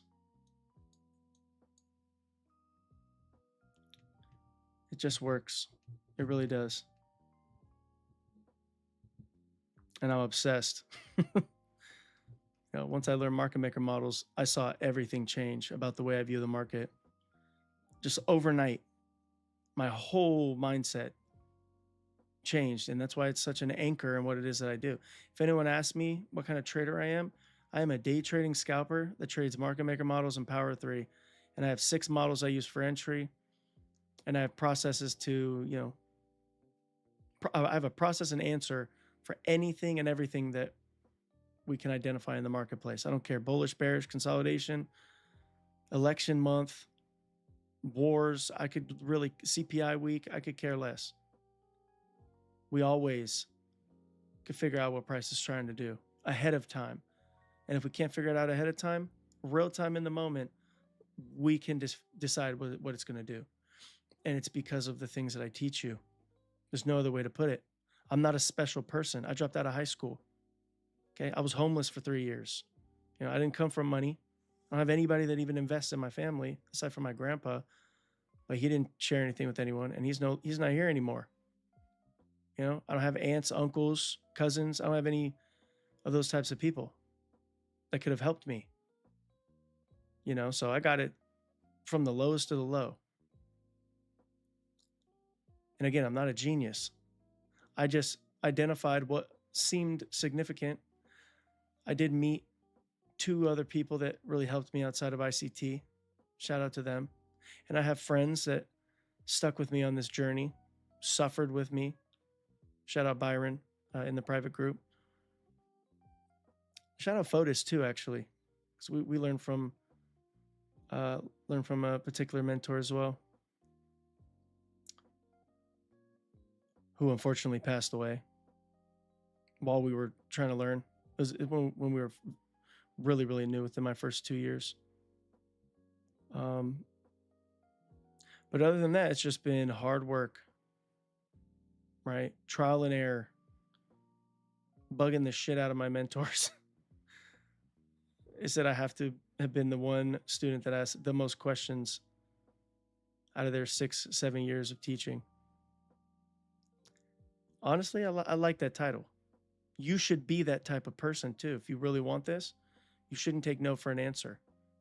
Get the answers to your questions. And in a community like this, I offer that to you to answer your questions. Right? So take advantage of it. Don't waste your time. I'm not here to waste your time. So, if I don't want to waste your time, I really hope that you don't want to waste your time. It's not about being entertained. It's about being able to call the market properly and then eventually trying to make money. That's what it's about. And then whatever else comes as a result of that, right? You can push towards it and try to do things you're passionate about. No, so none of my models are shared in a playlist. I only teach those in the private group in detail. Uh, of course, the 2022 model is part of it, right? It's one of the models. Market maker models, there's a lot of stuff that's taught about them. There's a lot of details that people don't know, like the thing that I just described. Because a lot of stuff from ICT's charter community, a lot of that stuff is still not out because a lot of it was taught in commentaries that he does. There's a lot of, basic lessons, some advanced lessons, but there's a lot of things that are not public that only the charter member students know. And unless they come out and teach it, or if ICT starts to share it, he has shared a lot, right? Don't take that as, ICT hasn't shared a lot of stuff on YouTube or it's incomplete, because it's totally complete. Just the 2022 model is enough to be complete, right? And then obviously other details fundamentally about the concepts are very helpful from like the 2016 stuff. Manny, I appreciate you hopping on and liking the stream. Glad you're getting value, bro. I'm not sure how late or early you were to the call, but we've talked about a lot of stuff. Called this short in here. Basically, we were correct on the narrative and what we outlined today again. So there's a lot of stuff for you to learn from this community. If you follow me on Instagram, any of you guys that are new, send me a message telling me about your story. I'm always very curious to meet those of you that do support the channel, that do give value. We're all on the same journey, right? So for me, at least, it's interesting to see all your guys' perspectives and see some of the stuff you struggle with, or maybe some of the stuff you're even strong with. It's always something that I'm interested in hearing about. So I encourage you guys to hit me up in my DM on Instagram. You could DM here too on YouTube, I think, from what I heard. So you could do it there too, or send me up in the comments. I have a Twitter as well, same handle, WMG Trading. I'm going to start posting a lot more psychology stuff like I do on Instagram. So I use social media outside of YouTube, but I mean, YouTube I use as well in this way. But I use my other social medias as, psychology archives, some stuff that ICT teaches, some clips that I teach, but it's like a companion to what it is that I do here on YouTube. So it's definitely worth spending time even looking through my Instagram. I have literally 1,000+ videos and clips that are all heavy hitting lessons that I've discovered along the way or heard from ICT himself. So yeah, it's a very useful resource. Yeah, in the specific videos, 6 strategies. Yeah, so again, the 6 strategies that I use, well, they're entry tactics. My bias and narrative process, the way that I determine where price is going to go, I share that freely publicly every Sunday. And then we put it to work here on these live calls on Tuesdays. So yeah, this is a vicious piece of price delivery. That's why I'm not too concerned or pulling your attention to anything. This is very vicious in here. So we just had news that came out. So let's let this thing kind of unwind a little bit. It may be setting up a bearish breaker here, so keep that on your radar. Came off that news event. You see, do we got dollars still going higher? Dollar's having a little bit of a hard time. It's a little bit of a red flag here if dollar can't bounce. Red flag for this continuation. You see this green line in here? That's showing that there's SMT. It's one of our indicators from the private group. You could see the SMT. I don't like that cracking correlation. That makes me not trust the shorts. So a little bit of a red flag. Then again, the Nasdaq is heavy in tech. So that's why it's taking the bigger hit. Beyond Oxygen said, how to limit yourself from entering after a win as someone trying to get out of drawdown. Well, you have to set limits on the day and submit to them. If you say that 1 to 2 trades a day is all you're going to take because that's really all you need, you have to stop. If you say that I'm aiming for 20 to 30 points and you hit that, even though price may run even further, if that is part of your business plan that you've planned out, you need to listen to it. Because every time that you tell yourself a rule that you're going to follow or you should follow, you write it down and think about it and think how helpful it is, and then you refuse to follow it. Every time you do that, subconsciously you're telling yourself and solidifying within yourself that you are not to be trusted with money. You can't be trusted. You can't follow the rules. So when you get into a trade, your subconscious mind's going to think about that.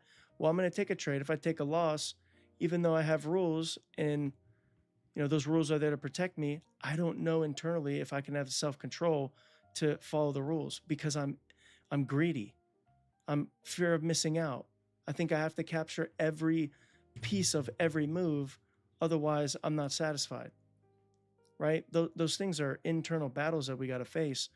And unless we are able to overcome them, trading is not going to be something that can be done profitable, right? You have to never overtrade, because if you overtrade, you will not be successful. You have to set limits and frame out what is enough for you personally. It could be, 30 to 40 points. It could be 40 to 60. It could be 100 points per trade or per day, even per week, right? You got to have limits per week, because we are in an unlimited environment, but you also have to remember that it's an unlimited downside environment too. So if you don't have rules in place, if you can't trust yourself to follow rules, if you don't build that self-control, because that's what it is, to stop and know that you've made enough,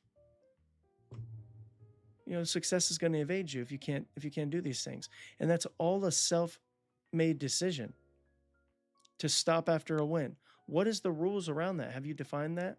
Right? This goes for all of you, right? Have you defined the rules? For me, if I take 5 trades in a row that are successful, the next trade that I take, that 6th trade, I'm dropping my risk by half. I need to preserve capital in that instance. There's no real necessity for me to push aggressively, because I know there's going to be a loss that comes and I need to be prepared for it. How do I prepare for it?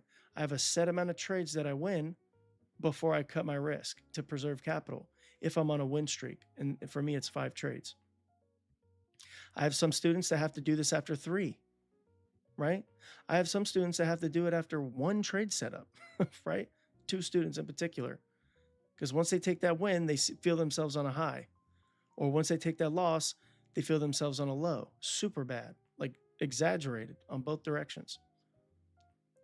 So the way you combat stuff like that is forming rules. But the rules are only going to be as effective as the person's discipline who's using them. So I could tell you all these great pieces of advice, right? Not financial advice, but I can tell you all this information, but it means nothing if you're not going to apply it. If you don't go in and back test, if you don't submit to these realities and price, That's something that no mentor can help us with. No one can help me with it. I thought someone could, and I mean, I guess I did. I can say that I did get a benefit from this trading psychologist I paid to help me. His name's Trading Composure, by the way. If you guys want to go follow him, he's an absolutely spectacular human being. Aside from that, he is a fantastic trading psychologist who is also a trader of 23 years now, maybe more. I could be wrong. It's above 20 years. So people like that, it's necessary to work with over time. But honestly, a lot of problems can be solved by setting rules that you hear someone that knows what they're talking about tell you. You just apply those rules and then follow them. Like I said, this was a breaker, right? Pointed that out. So, if you were focused in, this is also inside the macro. One of the red flags, though, obviously is the DXY, but nonetheless, it still offered a move. So if I didn't take these moves in here, if I didn't take a short there, if I didn't try to take that short because this is a balanced price range, completed the market maker sell model. If I didn't take that or this is what I would have taken. And maybe I would have taken that. It's in the macro. So even if you waited for the macro, you still could have got offered a trade setup. So even if your rules are clamped down to only engaging in a macro, you still would have had an opportunity to engage the narrative that's unfolded. People look at rules and limitations on their trading as a hindrance. But what has having no rules done? What has being sloppy and undisciplined done? Hasn't that been a hindrance already as well? So if you've been doing the same thing and it's already been hindering you, what's the point in not trying to aggressively try this other thing that's being told to you?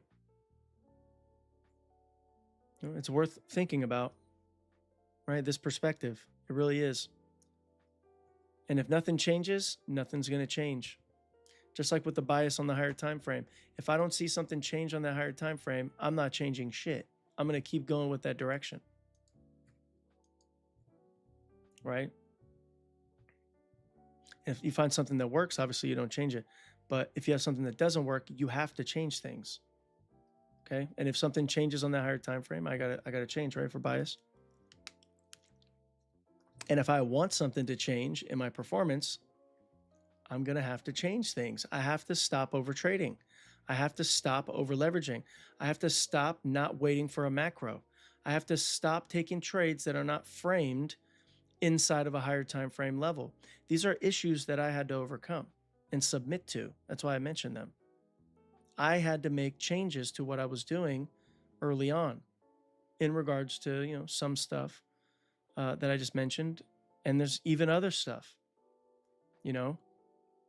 I had to stop thinking negatively when I was in a trade. I had to stop worrying about my stop loss because it's being paid to do its job.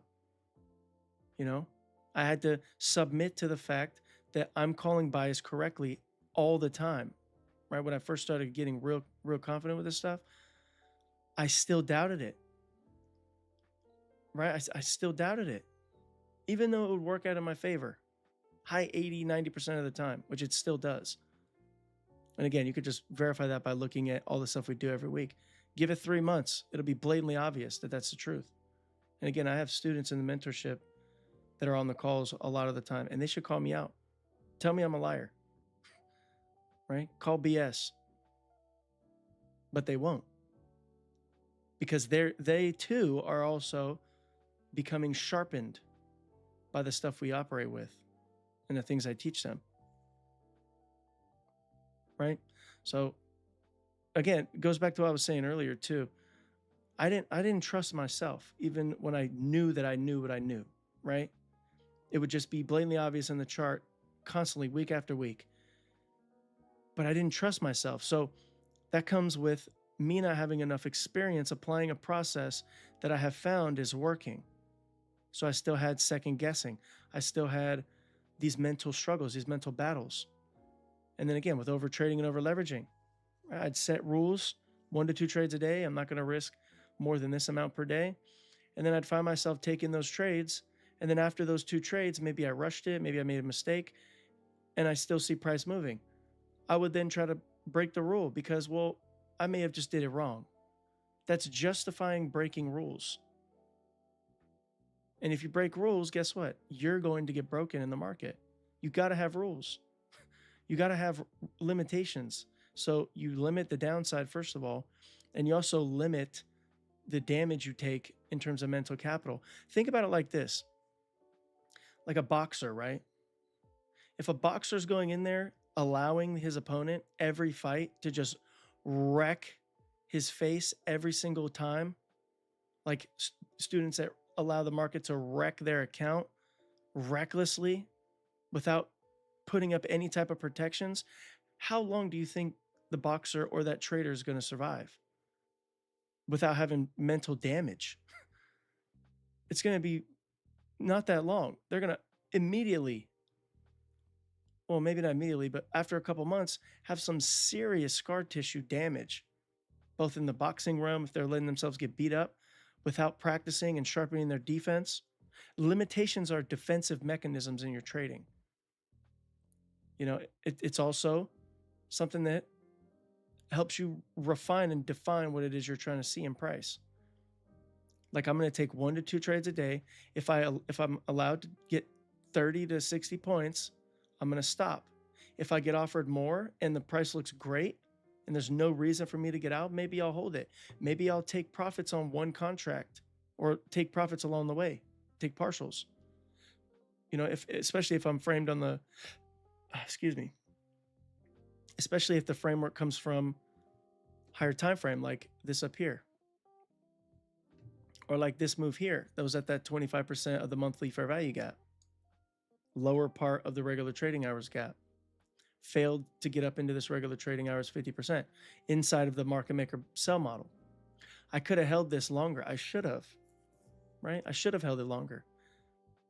But again, what are my rules? It's a low probability day. We're ahead of very highly influential news that's going to wreck the market if they look at rate hikes, which they're talking about a lot. So the risk environment is accelerated. It's exaggerated. Obviously, that means that there's some pretty big moves that take place, but it also runs the risk of us chopping and banging around and trying to mess you up. So because that's what's happening, that's the condition we've identified, I'm not fearful going into the market. If my stuff is there, I will pull the trigger, just like I showed you today. We talked about it and it worked out. But I'm going to minimize my exposure and accept base hits that I'm comfortably satisfied with. And I'm comfortably satisfied with 40 to 60 points. I got a little bit less than that, right? So I kind of jumped the gun a little bit to exit. On like 38 points, 37 points, but that's still close enough. Should I sit here and be unsatisfied with the fact that I was 3 ticks away from hitting my initial minimum? No, because why? They're rules. And I know that those rules are not a hindrance. They are a positive for my performance. They enable me to be able to be consistent. And they protect me from getting too high. And then also on the downside, they protect me from getting too low. You will never blow your account, ever, if you risk properly within your account size, right? And never take more than 1 to 2 trades a day. You'll never blow your account in a fast way. You'll have to take a long time before your account goes to zero. And before it even gets to zero, if you know what you're talking about, but you just struggle with taking losses, you'll be able to overcome it. You'll catch a winning trade at some point. You'll be correct if you sincerely know exactly what you're talking about, if you know what you're looking for, if you have some of the processes we talk about in place. At some point, the numbers are going to work it out. You're not going to be wrong every time. And if you find yourself being wrong every time, observe what you're doing. Are you really trading your model? Are you really analyzing things correctly? Are you missing something? Are you trading off of emotion? Or are you planning things out like you saw us do today and you see us do all the time, every week? Right? Are you following your rules? You have to understand that answering these questions and doing these things is what will separate you. It's what separates me, right? It's what separates the students that come to me that have been seeing success over the years.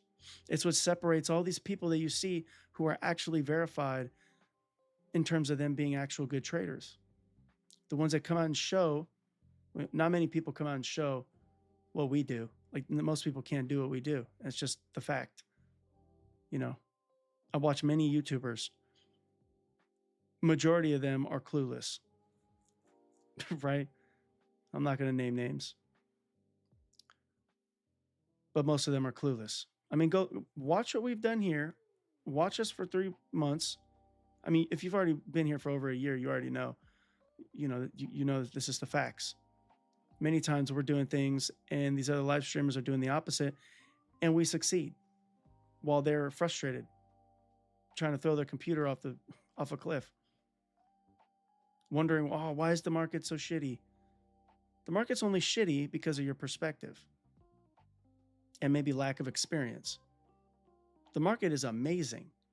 It's a little bit wild, so the risk is elevated, but it's amazing price swings. If you know what you're doing, you could take advantage of it. So the market's not shitty ever.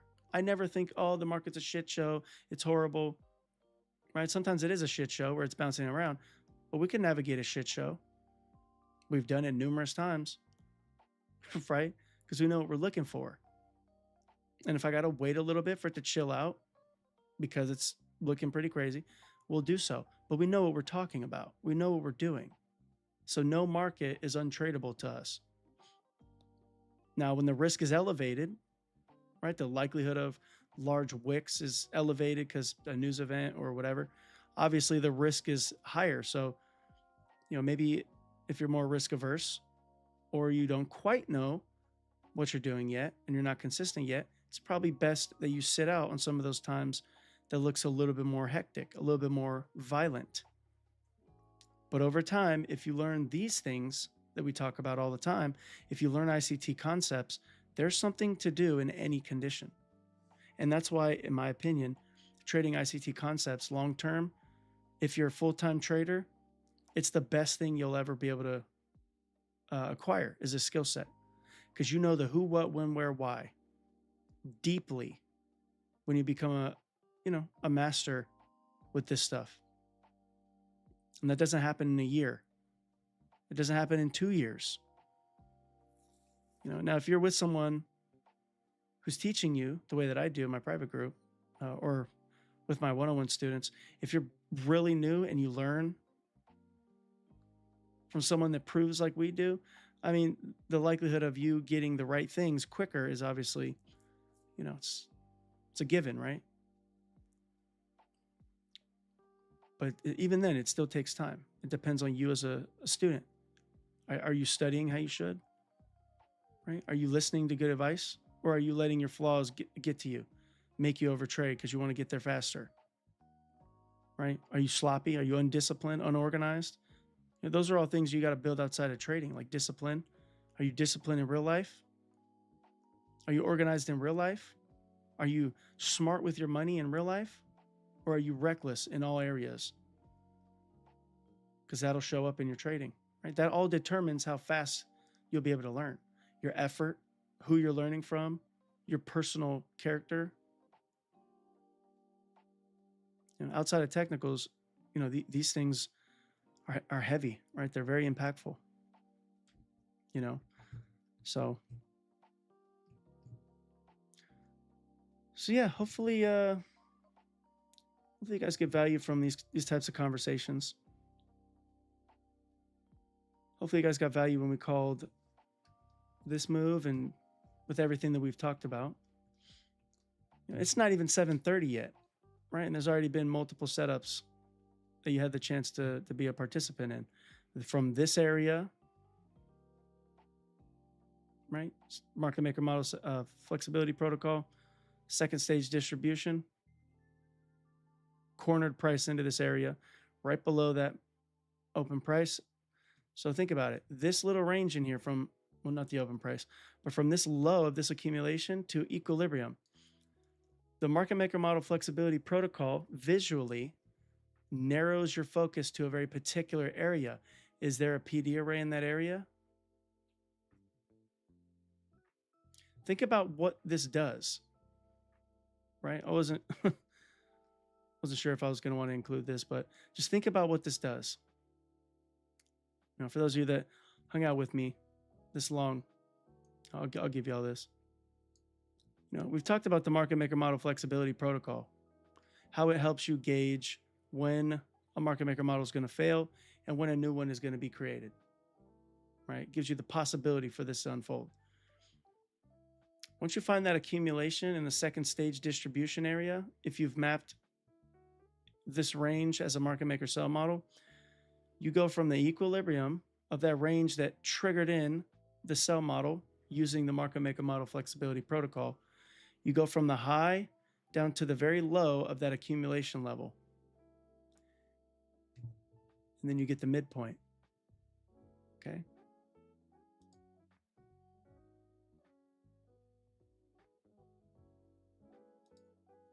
Talk about precision, huh? Very interesting.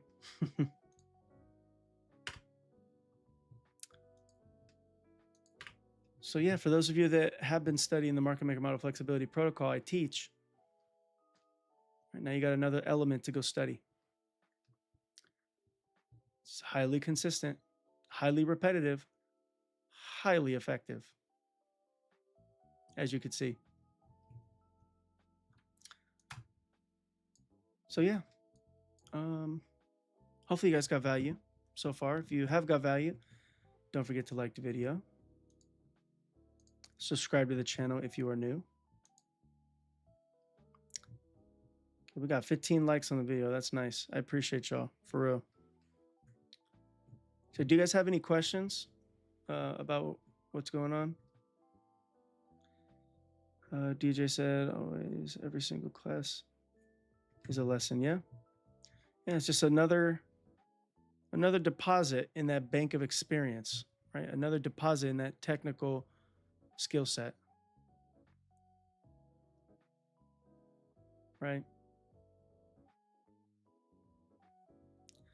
Damn, so I'm looking at the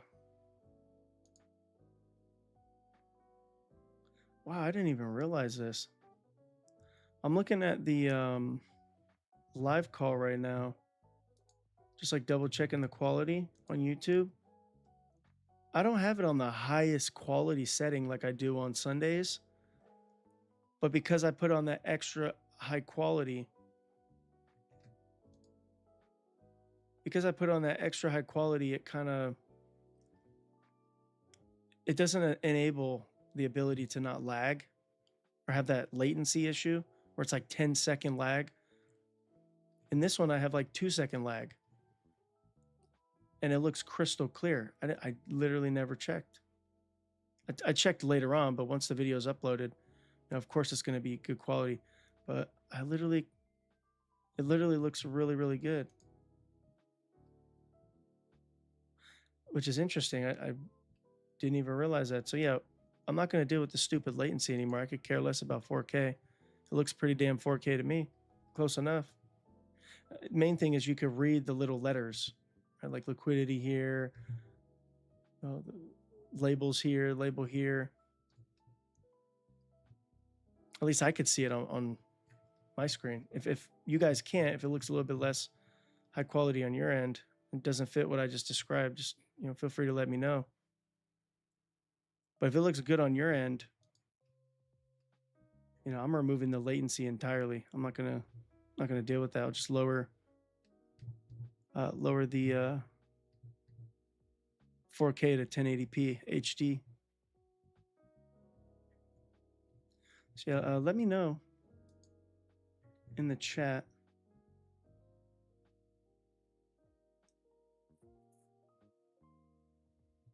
Let me see. Z said the measurement you're using for the PD array, is that something you created, or could we get that on a chart? Which measurement? Talking about this right here? Oh, okay, for sure. Hey, thank you, Emmanuel. for confirming that. Yeah, okay, we're going to have no latency whatsoever. Yeah, I'm going to make sure there's never any latency. Unless my Wi-Fi is shitty, of course. Right. So again, we called this trade setup today from that candle. This is also my momentum order block that I talk about. Very specific order block feature. This thing offered, yeah, not gonna lie. There will be times that you get a little salty, you know, like you catch the high of a move and you secure the minimums. But again, rules are rules. You got to be satisfied. You know, we all have to deal with it. We're always going to think, damn, I should have held more. Or if, when it comes to losses, damn, I should have closed earlier.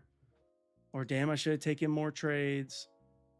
But again, you have to set your rules and obey them. Because every time you don't, you're putting a knife in your ability to trust yourself. Every single time, another cut, another cut, another cut, to the point where it's going to become impossible for you to trust the person in the mirror who's at the driving seat, right? Who's in the driving seat. You got to trust you, and it only comes from trusting yourself by following the rules, telling yourself you'll do something, and then actually following through. Yes, yeah. So that's just a Fibonacci. It's nothing special. Just a fib with the quarters. Yeah, it's nothing special.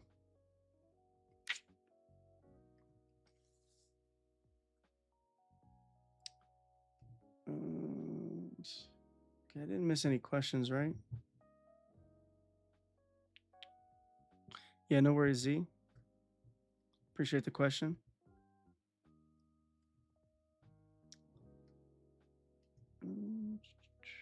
Yeah, I didn't miss any questions. So yeah, we're in the middle of the hour. It's been extremely bearish. Again, we've already called out the best moves that were available. If I didn't take this one, I would have taken, you know, maybe this one. If I didn't trust that, I would have waited for this change in state there. You know, that would have been reasonable. Stop above the high. Again, this is reaching down into that higher time frame fair value gap here. It's another monthly, the deeper monthly fair value gap.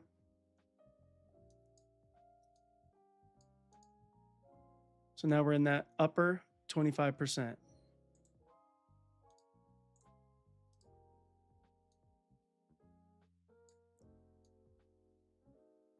Okay. Literally perfect to that lower or upper 25% of that fair value gap. I wouldn't be surprised if this acts as a discount array and then tries to send us up a little bit, maybe even to get us up into here as price looks to maybe turn if the dollar's going to keep going lower like this. Now we may get price to look and try to reach for that. We'll see though. We got to get a little bit deeper into this range. I'd prefer to see this accumulation get traded through this high, low, turn into a higher high, and then form a breaker. Because this is also coupled at this here.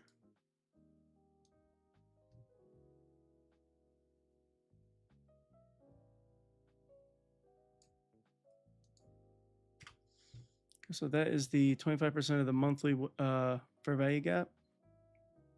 So it's another example of how it's an opposing PD array to the downtrend, and it's acting as a speed bump, right? We hit it, and it's having an aggressive response in terms of a retracement coming back into this range that we created.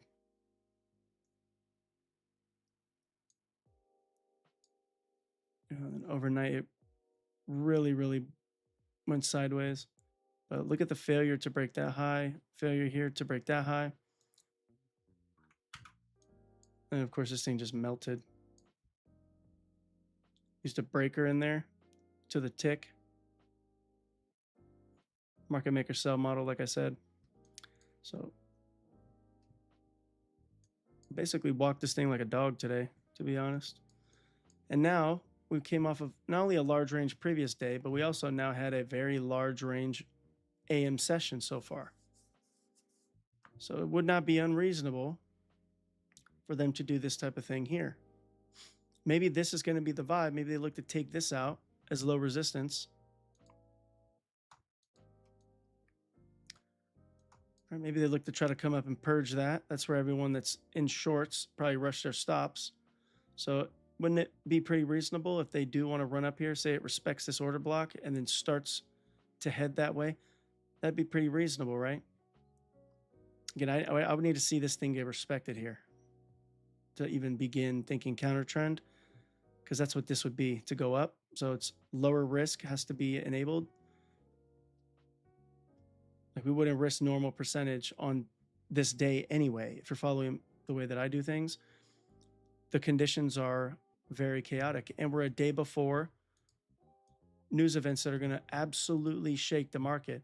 What I can say is tomorrow, if these news events come out and we don't really get nothing happening, it doesn't have much of a reaction, then what a student said early in the week, I forgot who said this. I think it was in my private group too, said that we may be pricing in the reaction to a potential rate hike, which could be the case because the market prices in things ahead of time many times. You know that things have been priced in when some big move happens ahead of a news event, and the news event comes out and basically nothing happens. It just consolidates, bounces back and forth. So yeah, watch this little inversion in here. I would say that if this gets above this candle here, my attention goes to this liquidity.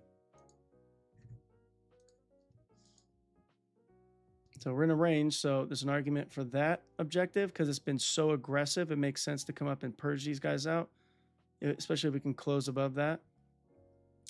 But if this fails to break this high and we break this low and we get below this, a return into that would be a breaker, and it may set up another leg lower targeting these equal lows. Maybe even gets excited enough to reach for this.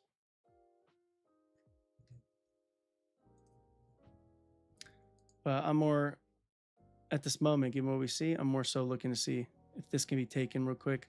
Everyone's chasing price, guaranteed. Now we got a bullish order block.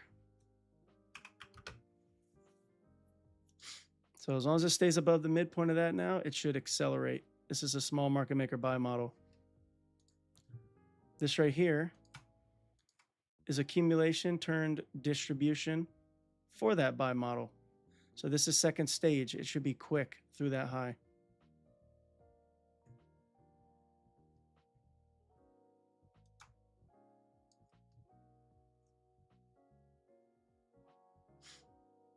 Looks like it.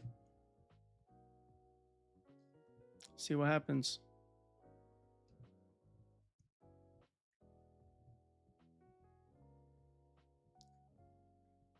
So you can see how when price hit that higher time frame PD array, set an order block, then we respected it. Price moves away. Another order block, price respects it.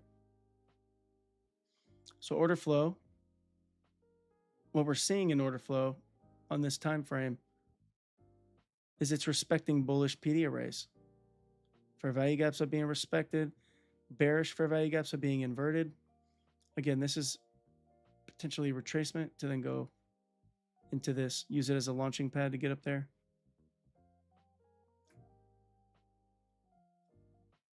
You notice how I'm not saying from here all the way up to these equal highs. You know, maybe it was to get up there at some point, but I want to tackle early things first. And if dollar keeps going lower, that's part of the reason why this could be potentially a good idea. I think we have SMT. Let me go double check the SMT idea. Yeah, I guess we do got SMT. It makes it a little bit sketch. I still think it has a chance to get up there though. Think about all the stops that are up there. Nasdaq is the weak holder because it's so tech heavy, and tech is taking an absolute smashing.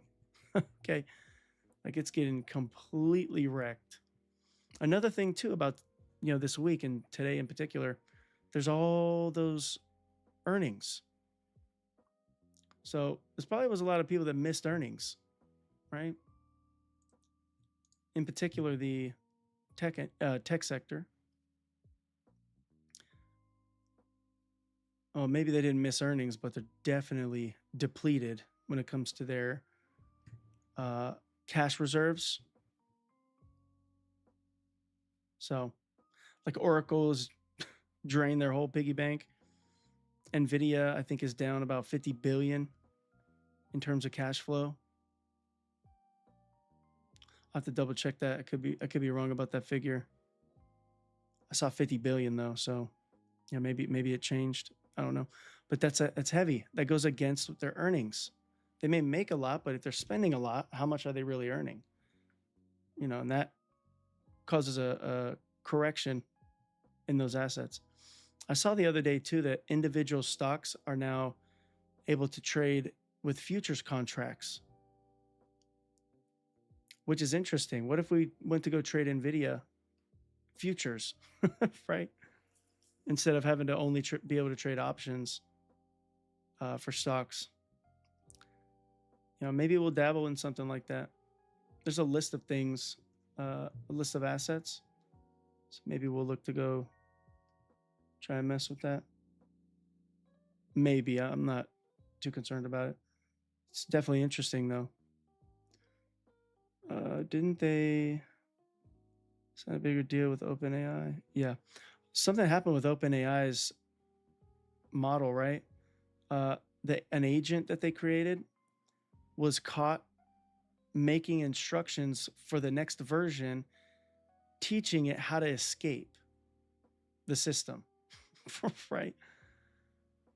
What an insane world we live in, right? Can you imagine an AI, a malicious AI that just gets into the open internet and then can go into anyone's computer? It's weird. It's so weird. So we'll see how OpenAI deals with that. I think they did have a deal though recently with OpenAI. They're all kind of partnering together because they all know it's hard. You know, they're getting drained. It's a lot of money to run AI. It's a lot of water to run AI. So that's another issue that may arise, another bottleneck. You know, then you got psychopaths like Jeff Bezos saying that, oh, well, if AI needs water, we may have to cut down on human consumption to make it so we can support the AI. Excuse me, sir?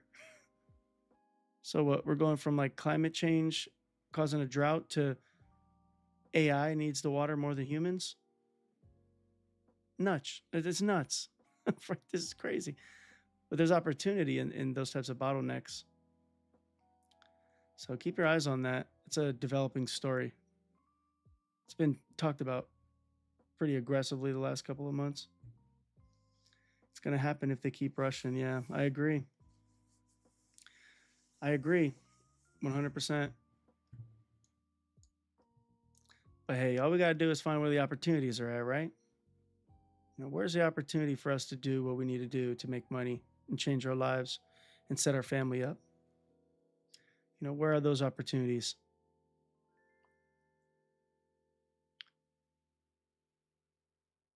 So yeah, looks like we're about to hit that level in here. So, you know, if you were paying attention and what I talked about made sense in here,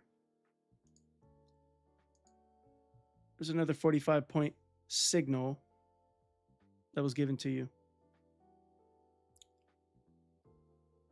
utilizing all the same stuff, market maker models, so on and so forth.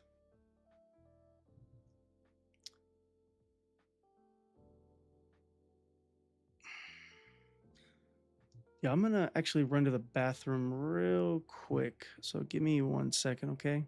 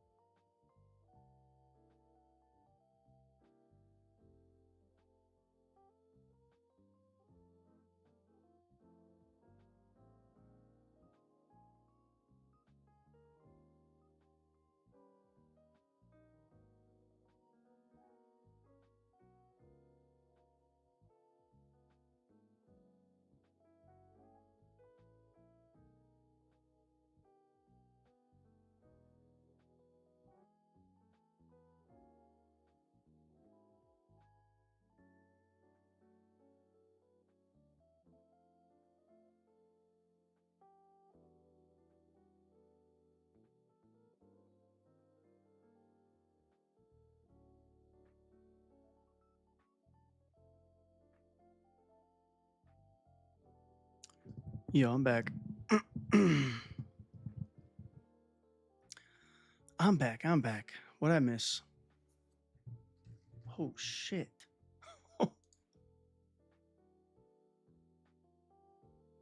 It's still going. Damn, so look what happened yet again. Yet again. We called the short. Told you the idea the price traded into, the PD array. It's now turned around. It got above this level. I called this a market maker buy model and said it will probably want to come up here to wipe these guys out because it was so fast. And I told you, watch this order block. If it gets above it, it's going to set up a run to these highs, finish off the buy model, second stage distribution style. How do you know we're in second stage? Because of the speed in which price delivers. So think about it. We called sells that went and offered over 250 points, almost 300 points from the entry, no drawdown. And then I also just gave you guys a buy position before it happened. So you have more than enough time to be ready for this one. That also had very minimal drawdown and went over 100 points. Buys and sells. Who's doing that? Right? Who's doing this like this? If you have someone you can name, I would like to know. Maybe I'll do a double stream with them. But nobody does this. Like there's nobody, even some of the best traders you see who have the biggest followings. A lot of them don't have really high win rates at all, which they don't need it because their risk to reward is big. But we have the likelihood of huge win rate or a huge R multiple because we're framing on the higher time frame, and we're able to go in there and find very precise setups, timed correctly on both sides of the market in any condition. Who's doing that? The main thing is risk management, because you could know all the stuff that I'm saying and it could be great and all that. No risk management, your losses are going to kill your wins and you're just not going to be able to succeed. But again, nobody's doing it like we're doing it. So, and I'm glad to have you guys as a part of this because, you know, who knows what this is going to turn into. You know, do this stuff enough publicly, people are going to be turning their head. Okay. You know, I'm not that flashy, right? I don't come out here and shove my lifestyle down your throats because it's unnecessary. You know, the market doing what we say all the time, being as accurate as we are, you know, I would assume that that's enough. But the quote unquote competition on social media, you know, they're very eye-catching. Even though most of them are full of shit, people like to be fed shit. For whatever reason, they like to eat it up. That's entertainment value. TikTok brain, you know what I mean? That's great. But no, we're here to change everything that comes after us and then change things while we're here when it comes to our lives, not be entertained. I'm not, at least. I hope this is still entertaining though, you know? I hope it's more so value-based and valuable to you and sticky, right? All these things that I teach you, I try to make them as sticky as possible. I can highlight all types of different things that I know, but there's very particular things that I teach because they're very sticky. And once you touch them and see them and use them in your hands, you'll never see things the same ever again because you could see the stuff I talk about every day. I mean, how many times did I refer to a market maker model today in the last call, and the last call, and the last call, and the last call, and the last call, and the last call, and the last call, so on and so forth? How many times? It's every single time I talk with you guys and you hang out with me. I show you numerous examples of how the market maker model works, both from the higher time frame and then for the lower time frame.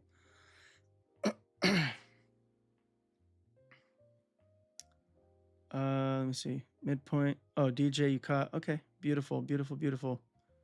2 for 2. Nice. Is that 100% win rate, DJ? I mean, today.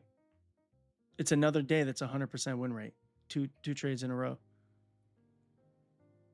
I only took one, obviously. I was satisfied. You know, I didn't hit the full target that I like. 30 points is enough for me, though, at the end of the day. That's what I used to become profitable. Was just get 30 points a day every time I trade. And if I lose, don't lose more than 30 points. Don't lose more than my winners are. You know, I can't do that. If you have velocity, though, and a high win rate, you know, you could overcome that, but it's dumb to even really have to deal with that.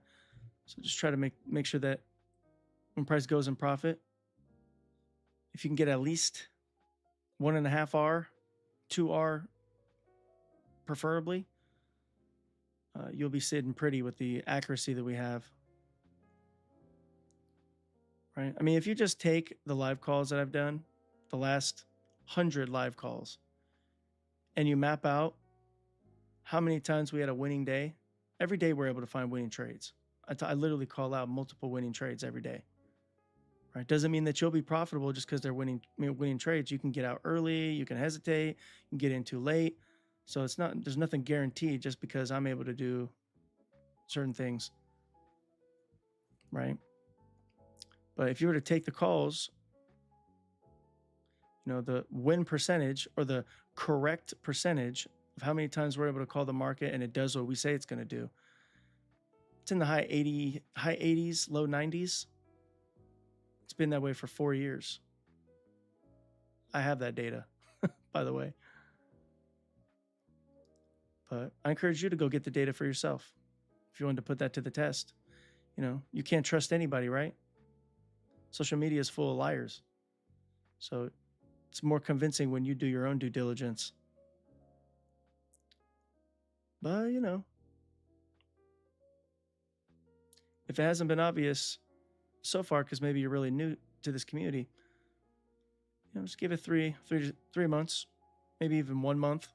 I mean, just the last 2 weeks, we've called out shocking trades, stunning trades, massive runs, big time higher time frame draws on liquidity being met. You know, it's also, you know, a lot of chaos in the world. That's what's causing the crazy volatility. But yeah. So again, I hope you guys got a tremendous amount of value today. Emmanuel said he sold at 800.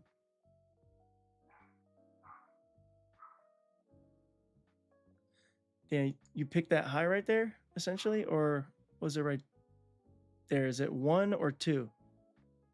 So 1 or 2, which one did you do? 1 or 2?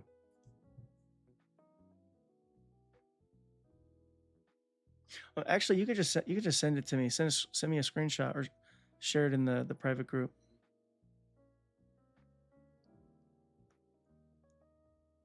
Oh, you bought right there? Oh, you bought in that liquidity pool. That's interesting. You could have gotten once this candle, something to think about, right? Once this candle got above this candle's open price, that's a change in state of delivery. So once it gets up into this level, you could have entered right there, put your stop below midpoint, anticipating it to take this out. We got real excited, right? We came all the way up. We may again be setting up a market maker buy model to end the week.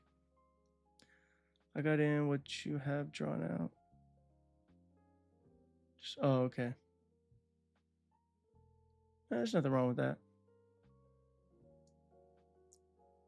So you got in there, huh?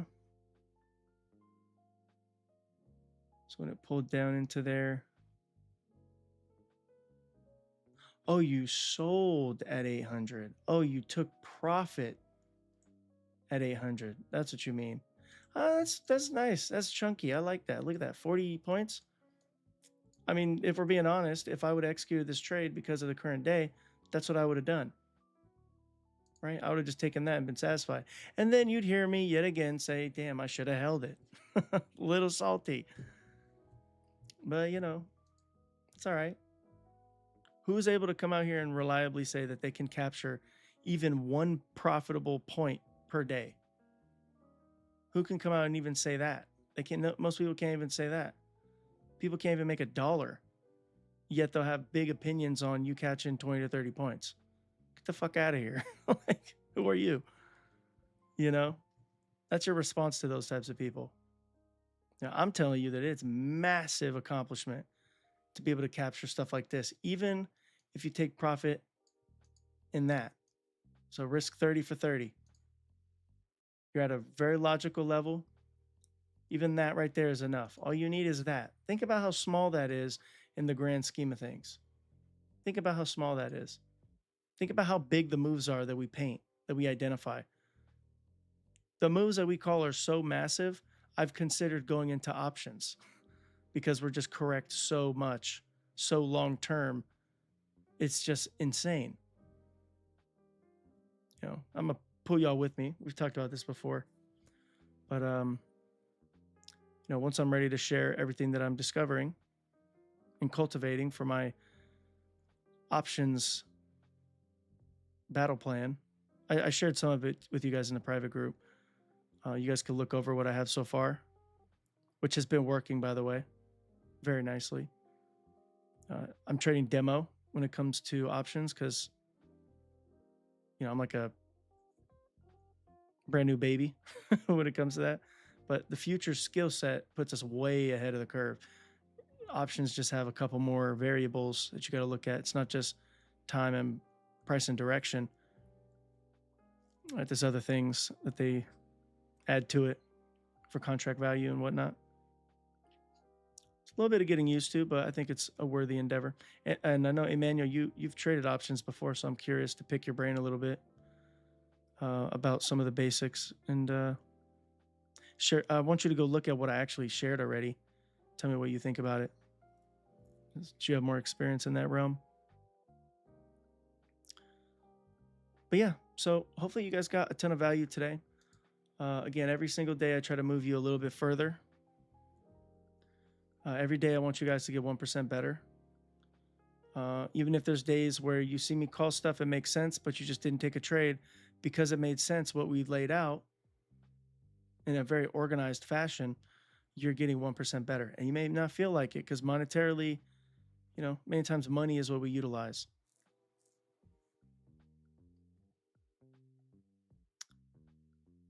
But let me see. Chris, can you explain? I had my entry but missed why you took yours. So, well, I didn't take this trade, right? I was satisfied with this one, but I did call this out ahead of time. So I saw this drop down.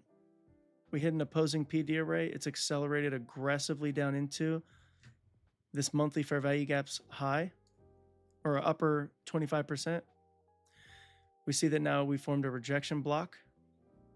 Now we formed a rejection block once it got up into here. But I anticipated that we were going to now start to retrace a little bit into this range because it was so aggressive. It's never one direction only. And we stuttered here. So we had 3 drives pattern. I didn't mention this earlier, but I could see it is here too as an extra confluence. But we have the higher time frame PD array after huge run. That gives us the likelihood of price giving some type of bounce. We have equal highs up here. Everybody that's shorted had their stops above here. Even if this decides to go through this low and continue going lower, that's a reasonable target because you need counterparty for your short. They have shoved it aggressively into a premium, back into all of this. So they've killed these people that are greedy, who rush their stops. So, you know, that may result in this going lower, right? But that's the logic in terms of liquidity framing that I used for this run up. I looked at also not only the response from this level as the anchor and the big run lower, creating the likelihood of a retracement. I not only used that, but once I started seeing this go up, we also have a breaker here. That's not only a breaker, it's also a high, low, aiming to breach these highs. So that's sell side, buy side. That's a market maker buy model. So I framed this out when it returned into that as accumulation turned distribution. I wanted to wait for this to confirm by trading through that And then once it started, well, before I'd even got through that, when it was inside this range, I said, if this gets above that, that's a change in state that'll reach for these highs. And that'll complete the market maker buy model. We got a wick into that, so that's one ability to enter. Second return into that, it's a double tap. We like that double tap. The first one's a lot of times not going to be the main mover. It's the second tap, at least, into a PD array that many times results in the biggest portion of the move. In the first tap, you may have to deal with some drawdown. Is it like that all the time? No, but that's a tactic that, or characteristic that I've observed over the last 7 years. You'd like to see PD arrays get tapped into at least twice. That first one, you got to have a little bit of pause, maybe put a smaller amount of risk. The second one, once it taps it and it starts to push away, you could then add more to it and get the full risk that you were looking to achieve. All right, and then stop stays where the initial risk was. Okay. Damn, my stomach is screaming at me. But and then we got this response off of this, right? Change in state of delivery. Could have entered there or any of these in here and then just simply targeted the highs. And obviously that would have been pretty nice. And again, we framed this out before the fact. It's not just hindsight. For those of you that are watching, maybe hopped on late. Talked about this one before the fact. Talked about this area here being responsive. I'm not going to lay out the whole reason why. It's very, very detailed information. How we ended up zoning in on that little area in price. Immediately it turned from that and then offered trade setup there. That's the one that I took. We have accumulation, manipulation, distribution, rebalance, redelivery. This is an example of one tap into a PD array that did take off. So sometimes it will take off, but don't be scared if there's a second tap because a lot of times it's going to require that. But yeah. So again, called that. You could have taken that. It's fair value gap. I appreciate whoever just subscribed. Donnie, appreciate you, bro. Glad you're getting value. I encourage you guys to watch the whole video from start to finish if you came a little late. There's a lot of stuff that we discuss in these calls, so you don't want to miss it. And it's not BS. It's not a bunch of nonsense. It's not me droning on about stupid shit. It's always value that's good for you. It's always. Or I'm answering questions that maybe you had. We have very intelligent students that come and watch this live stream. The signal junkies quickly get filtered out. So this is not a place that they like to hang out, even though I give clear signals. They just TikTok brain, right? Like, give me a buy or sell right now, or I'm going to go look at Joe Schmo who rents a Lambo and shoves it down my throat, right? So lots of intelligent people that follow us, which I'm grateful for. That's kind of why I run things the way that I do. But again, thank you, Donnie, and all of you that have subscribed in the last like 10 days. I think I've had like 15, 16 people. All of you guys that have subscribed to me this year and last year, you guys are awesome. And those of you that have stuck with me, that always stick with me through these calls for such a long length of time. Again, I hope that you feel that your time is not being wasted because I do my best to give you as much value as I can. Time is valuable, right? But yeah, so thank you guys. Let me see. DJ said, I took it right at 10:46 or 7:46 a.m. Pacific Standard Time. Respect to the fair value gap, I think where your projection is at. Where is the projection? Projection. Talking about this fair value gap? Or are you talking about that fair value gap? I mean, well, if it's this fair value gap, it's basically the same. It's just an order block and fair value gap. Yeah. No worries, Donnie. You'll definitely see a lot of that for sure. Call lots of moves every week.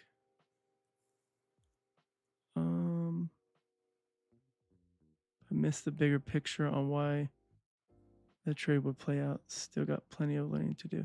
Does it make sense now, though, when I just described it?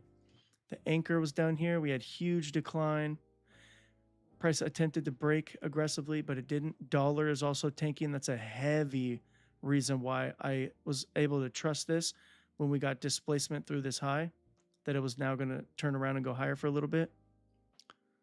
And then, of course, the order block, right? We see order flow supporting buy side in this instance with the change in state of delivery and a shift in market structure here and here. More so here, though, because it's, a little bit more significant. Move up in time frame, you see it.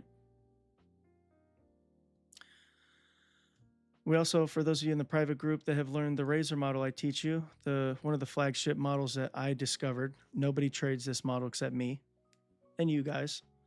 No one uses this sequence like I do, right? It does involve inversion for value gaps, a stop run, and an order block. So it's a mixture of multiple things under the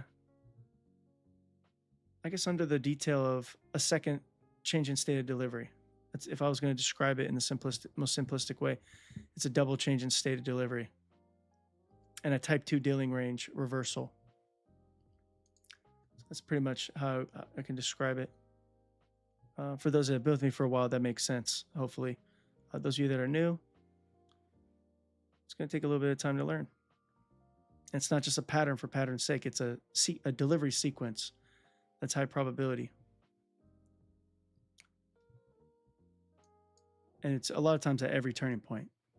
Maybe I'll get into that at some point here on YouTube. Maybe, we'll see. But YouTube 2022 model, market maker models, if those are the only models, and breakers, if those are the only things that you gather from the way that I execute trades, you have more than enough. All you need is one of those. You don't need much more. You need one entry tactic, one underlying framework. I use two, the Power of Three and market maker model, and discover all the different details around those. Right? And then, of course, going back to what I showed earlier, the list of things that I think you guys got to learn and have a process for in order for you to decide and accept that you do have enough. You don't need no more. Again, I do have a course that I'm dropping in my private group. It's not going to change anything about the group. It's just an added value to what's already there. But we're going to go through all this stuff. A little bit beyond halfway done. It's still solidifying some of the lectures, make sure I get you the most value as possible. But it'll be in the archive for those of you that are one-on-one students who feel you need that. You may not even need it, but I've been asked so much to make one. So I was like, you know what? I'll just make one and add it. So there you go. But I can tell you 100% with 100% surety that that course is not going to be as effective as what I do on these live calls every single day with those of you in my private group. And you guys here on YouTube, I give you guys 2 days out of the week where I'm just dumping value like a freaking fire hose, drenching you in experience, answering questions, all that. So, you all get value. So, I hope you guys have been learning, right? But yeah, it's already 8 o'clock. With that being said, we're headed into the lunch hour. I'm going to go eat before I pass out. Right? Stomach is screaming at me. Then I'm going to go hang out with my daughter for a little bit. So those of you in my private group, I'll be around a little bit later. So if you got questions or need anything, just let me know. Those of you here on YouTube, if you follow me on Instagram, you can also send me questions or anything. If there's anything that you liked about the content today, don't forget to share those in the chat, right? In the comments when it's uploaded. I'd definitely like to see one thing that you guys may have either learned today, like brand new, or something that you feel was reinforced, or maybe just your favorite part of today's live call. I'd like to hear that as well. If you feel confident or comfortable with sharing it in the chat, I'd appreciate it.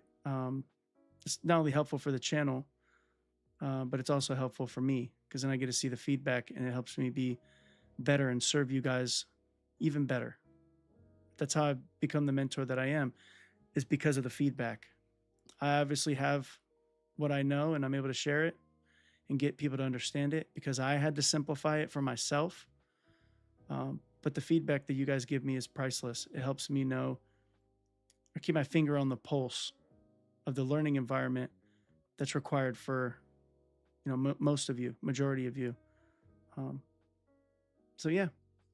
So if you guys could do that for me, I'd really appreciate it. If you could like the video, subscribe to the channel as well if you haven't. Definitely helps the channel, tells YouTube that we're worth listening to. And it helps me on my mission to help as many traders as I can, save them from ruin. Because what we do here works and we have the right mindset. And if you can get both of those things, something that works and have the right mindset, and then put experience behind it, you can't even imagine with your wildest imagination what you can accomplish. So just keep your head down, keep studying. Again, thank you guys for all the love and support. Appreciate the interest. Thanks for hanging out. And that being said, God bless y'all, and I'll catch y'all on the next one. We'll be live again on Sunday here on YouTube, as always, for our weekly prep call. I'll also share some stuff in the free group, free Discord, if anything changes. And you guys in my private group, you know the vibes. I'll see you guys tomorrow bright and early. All right, take care, you guys. God bless.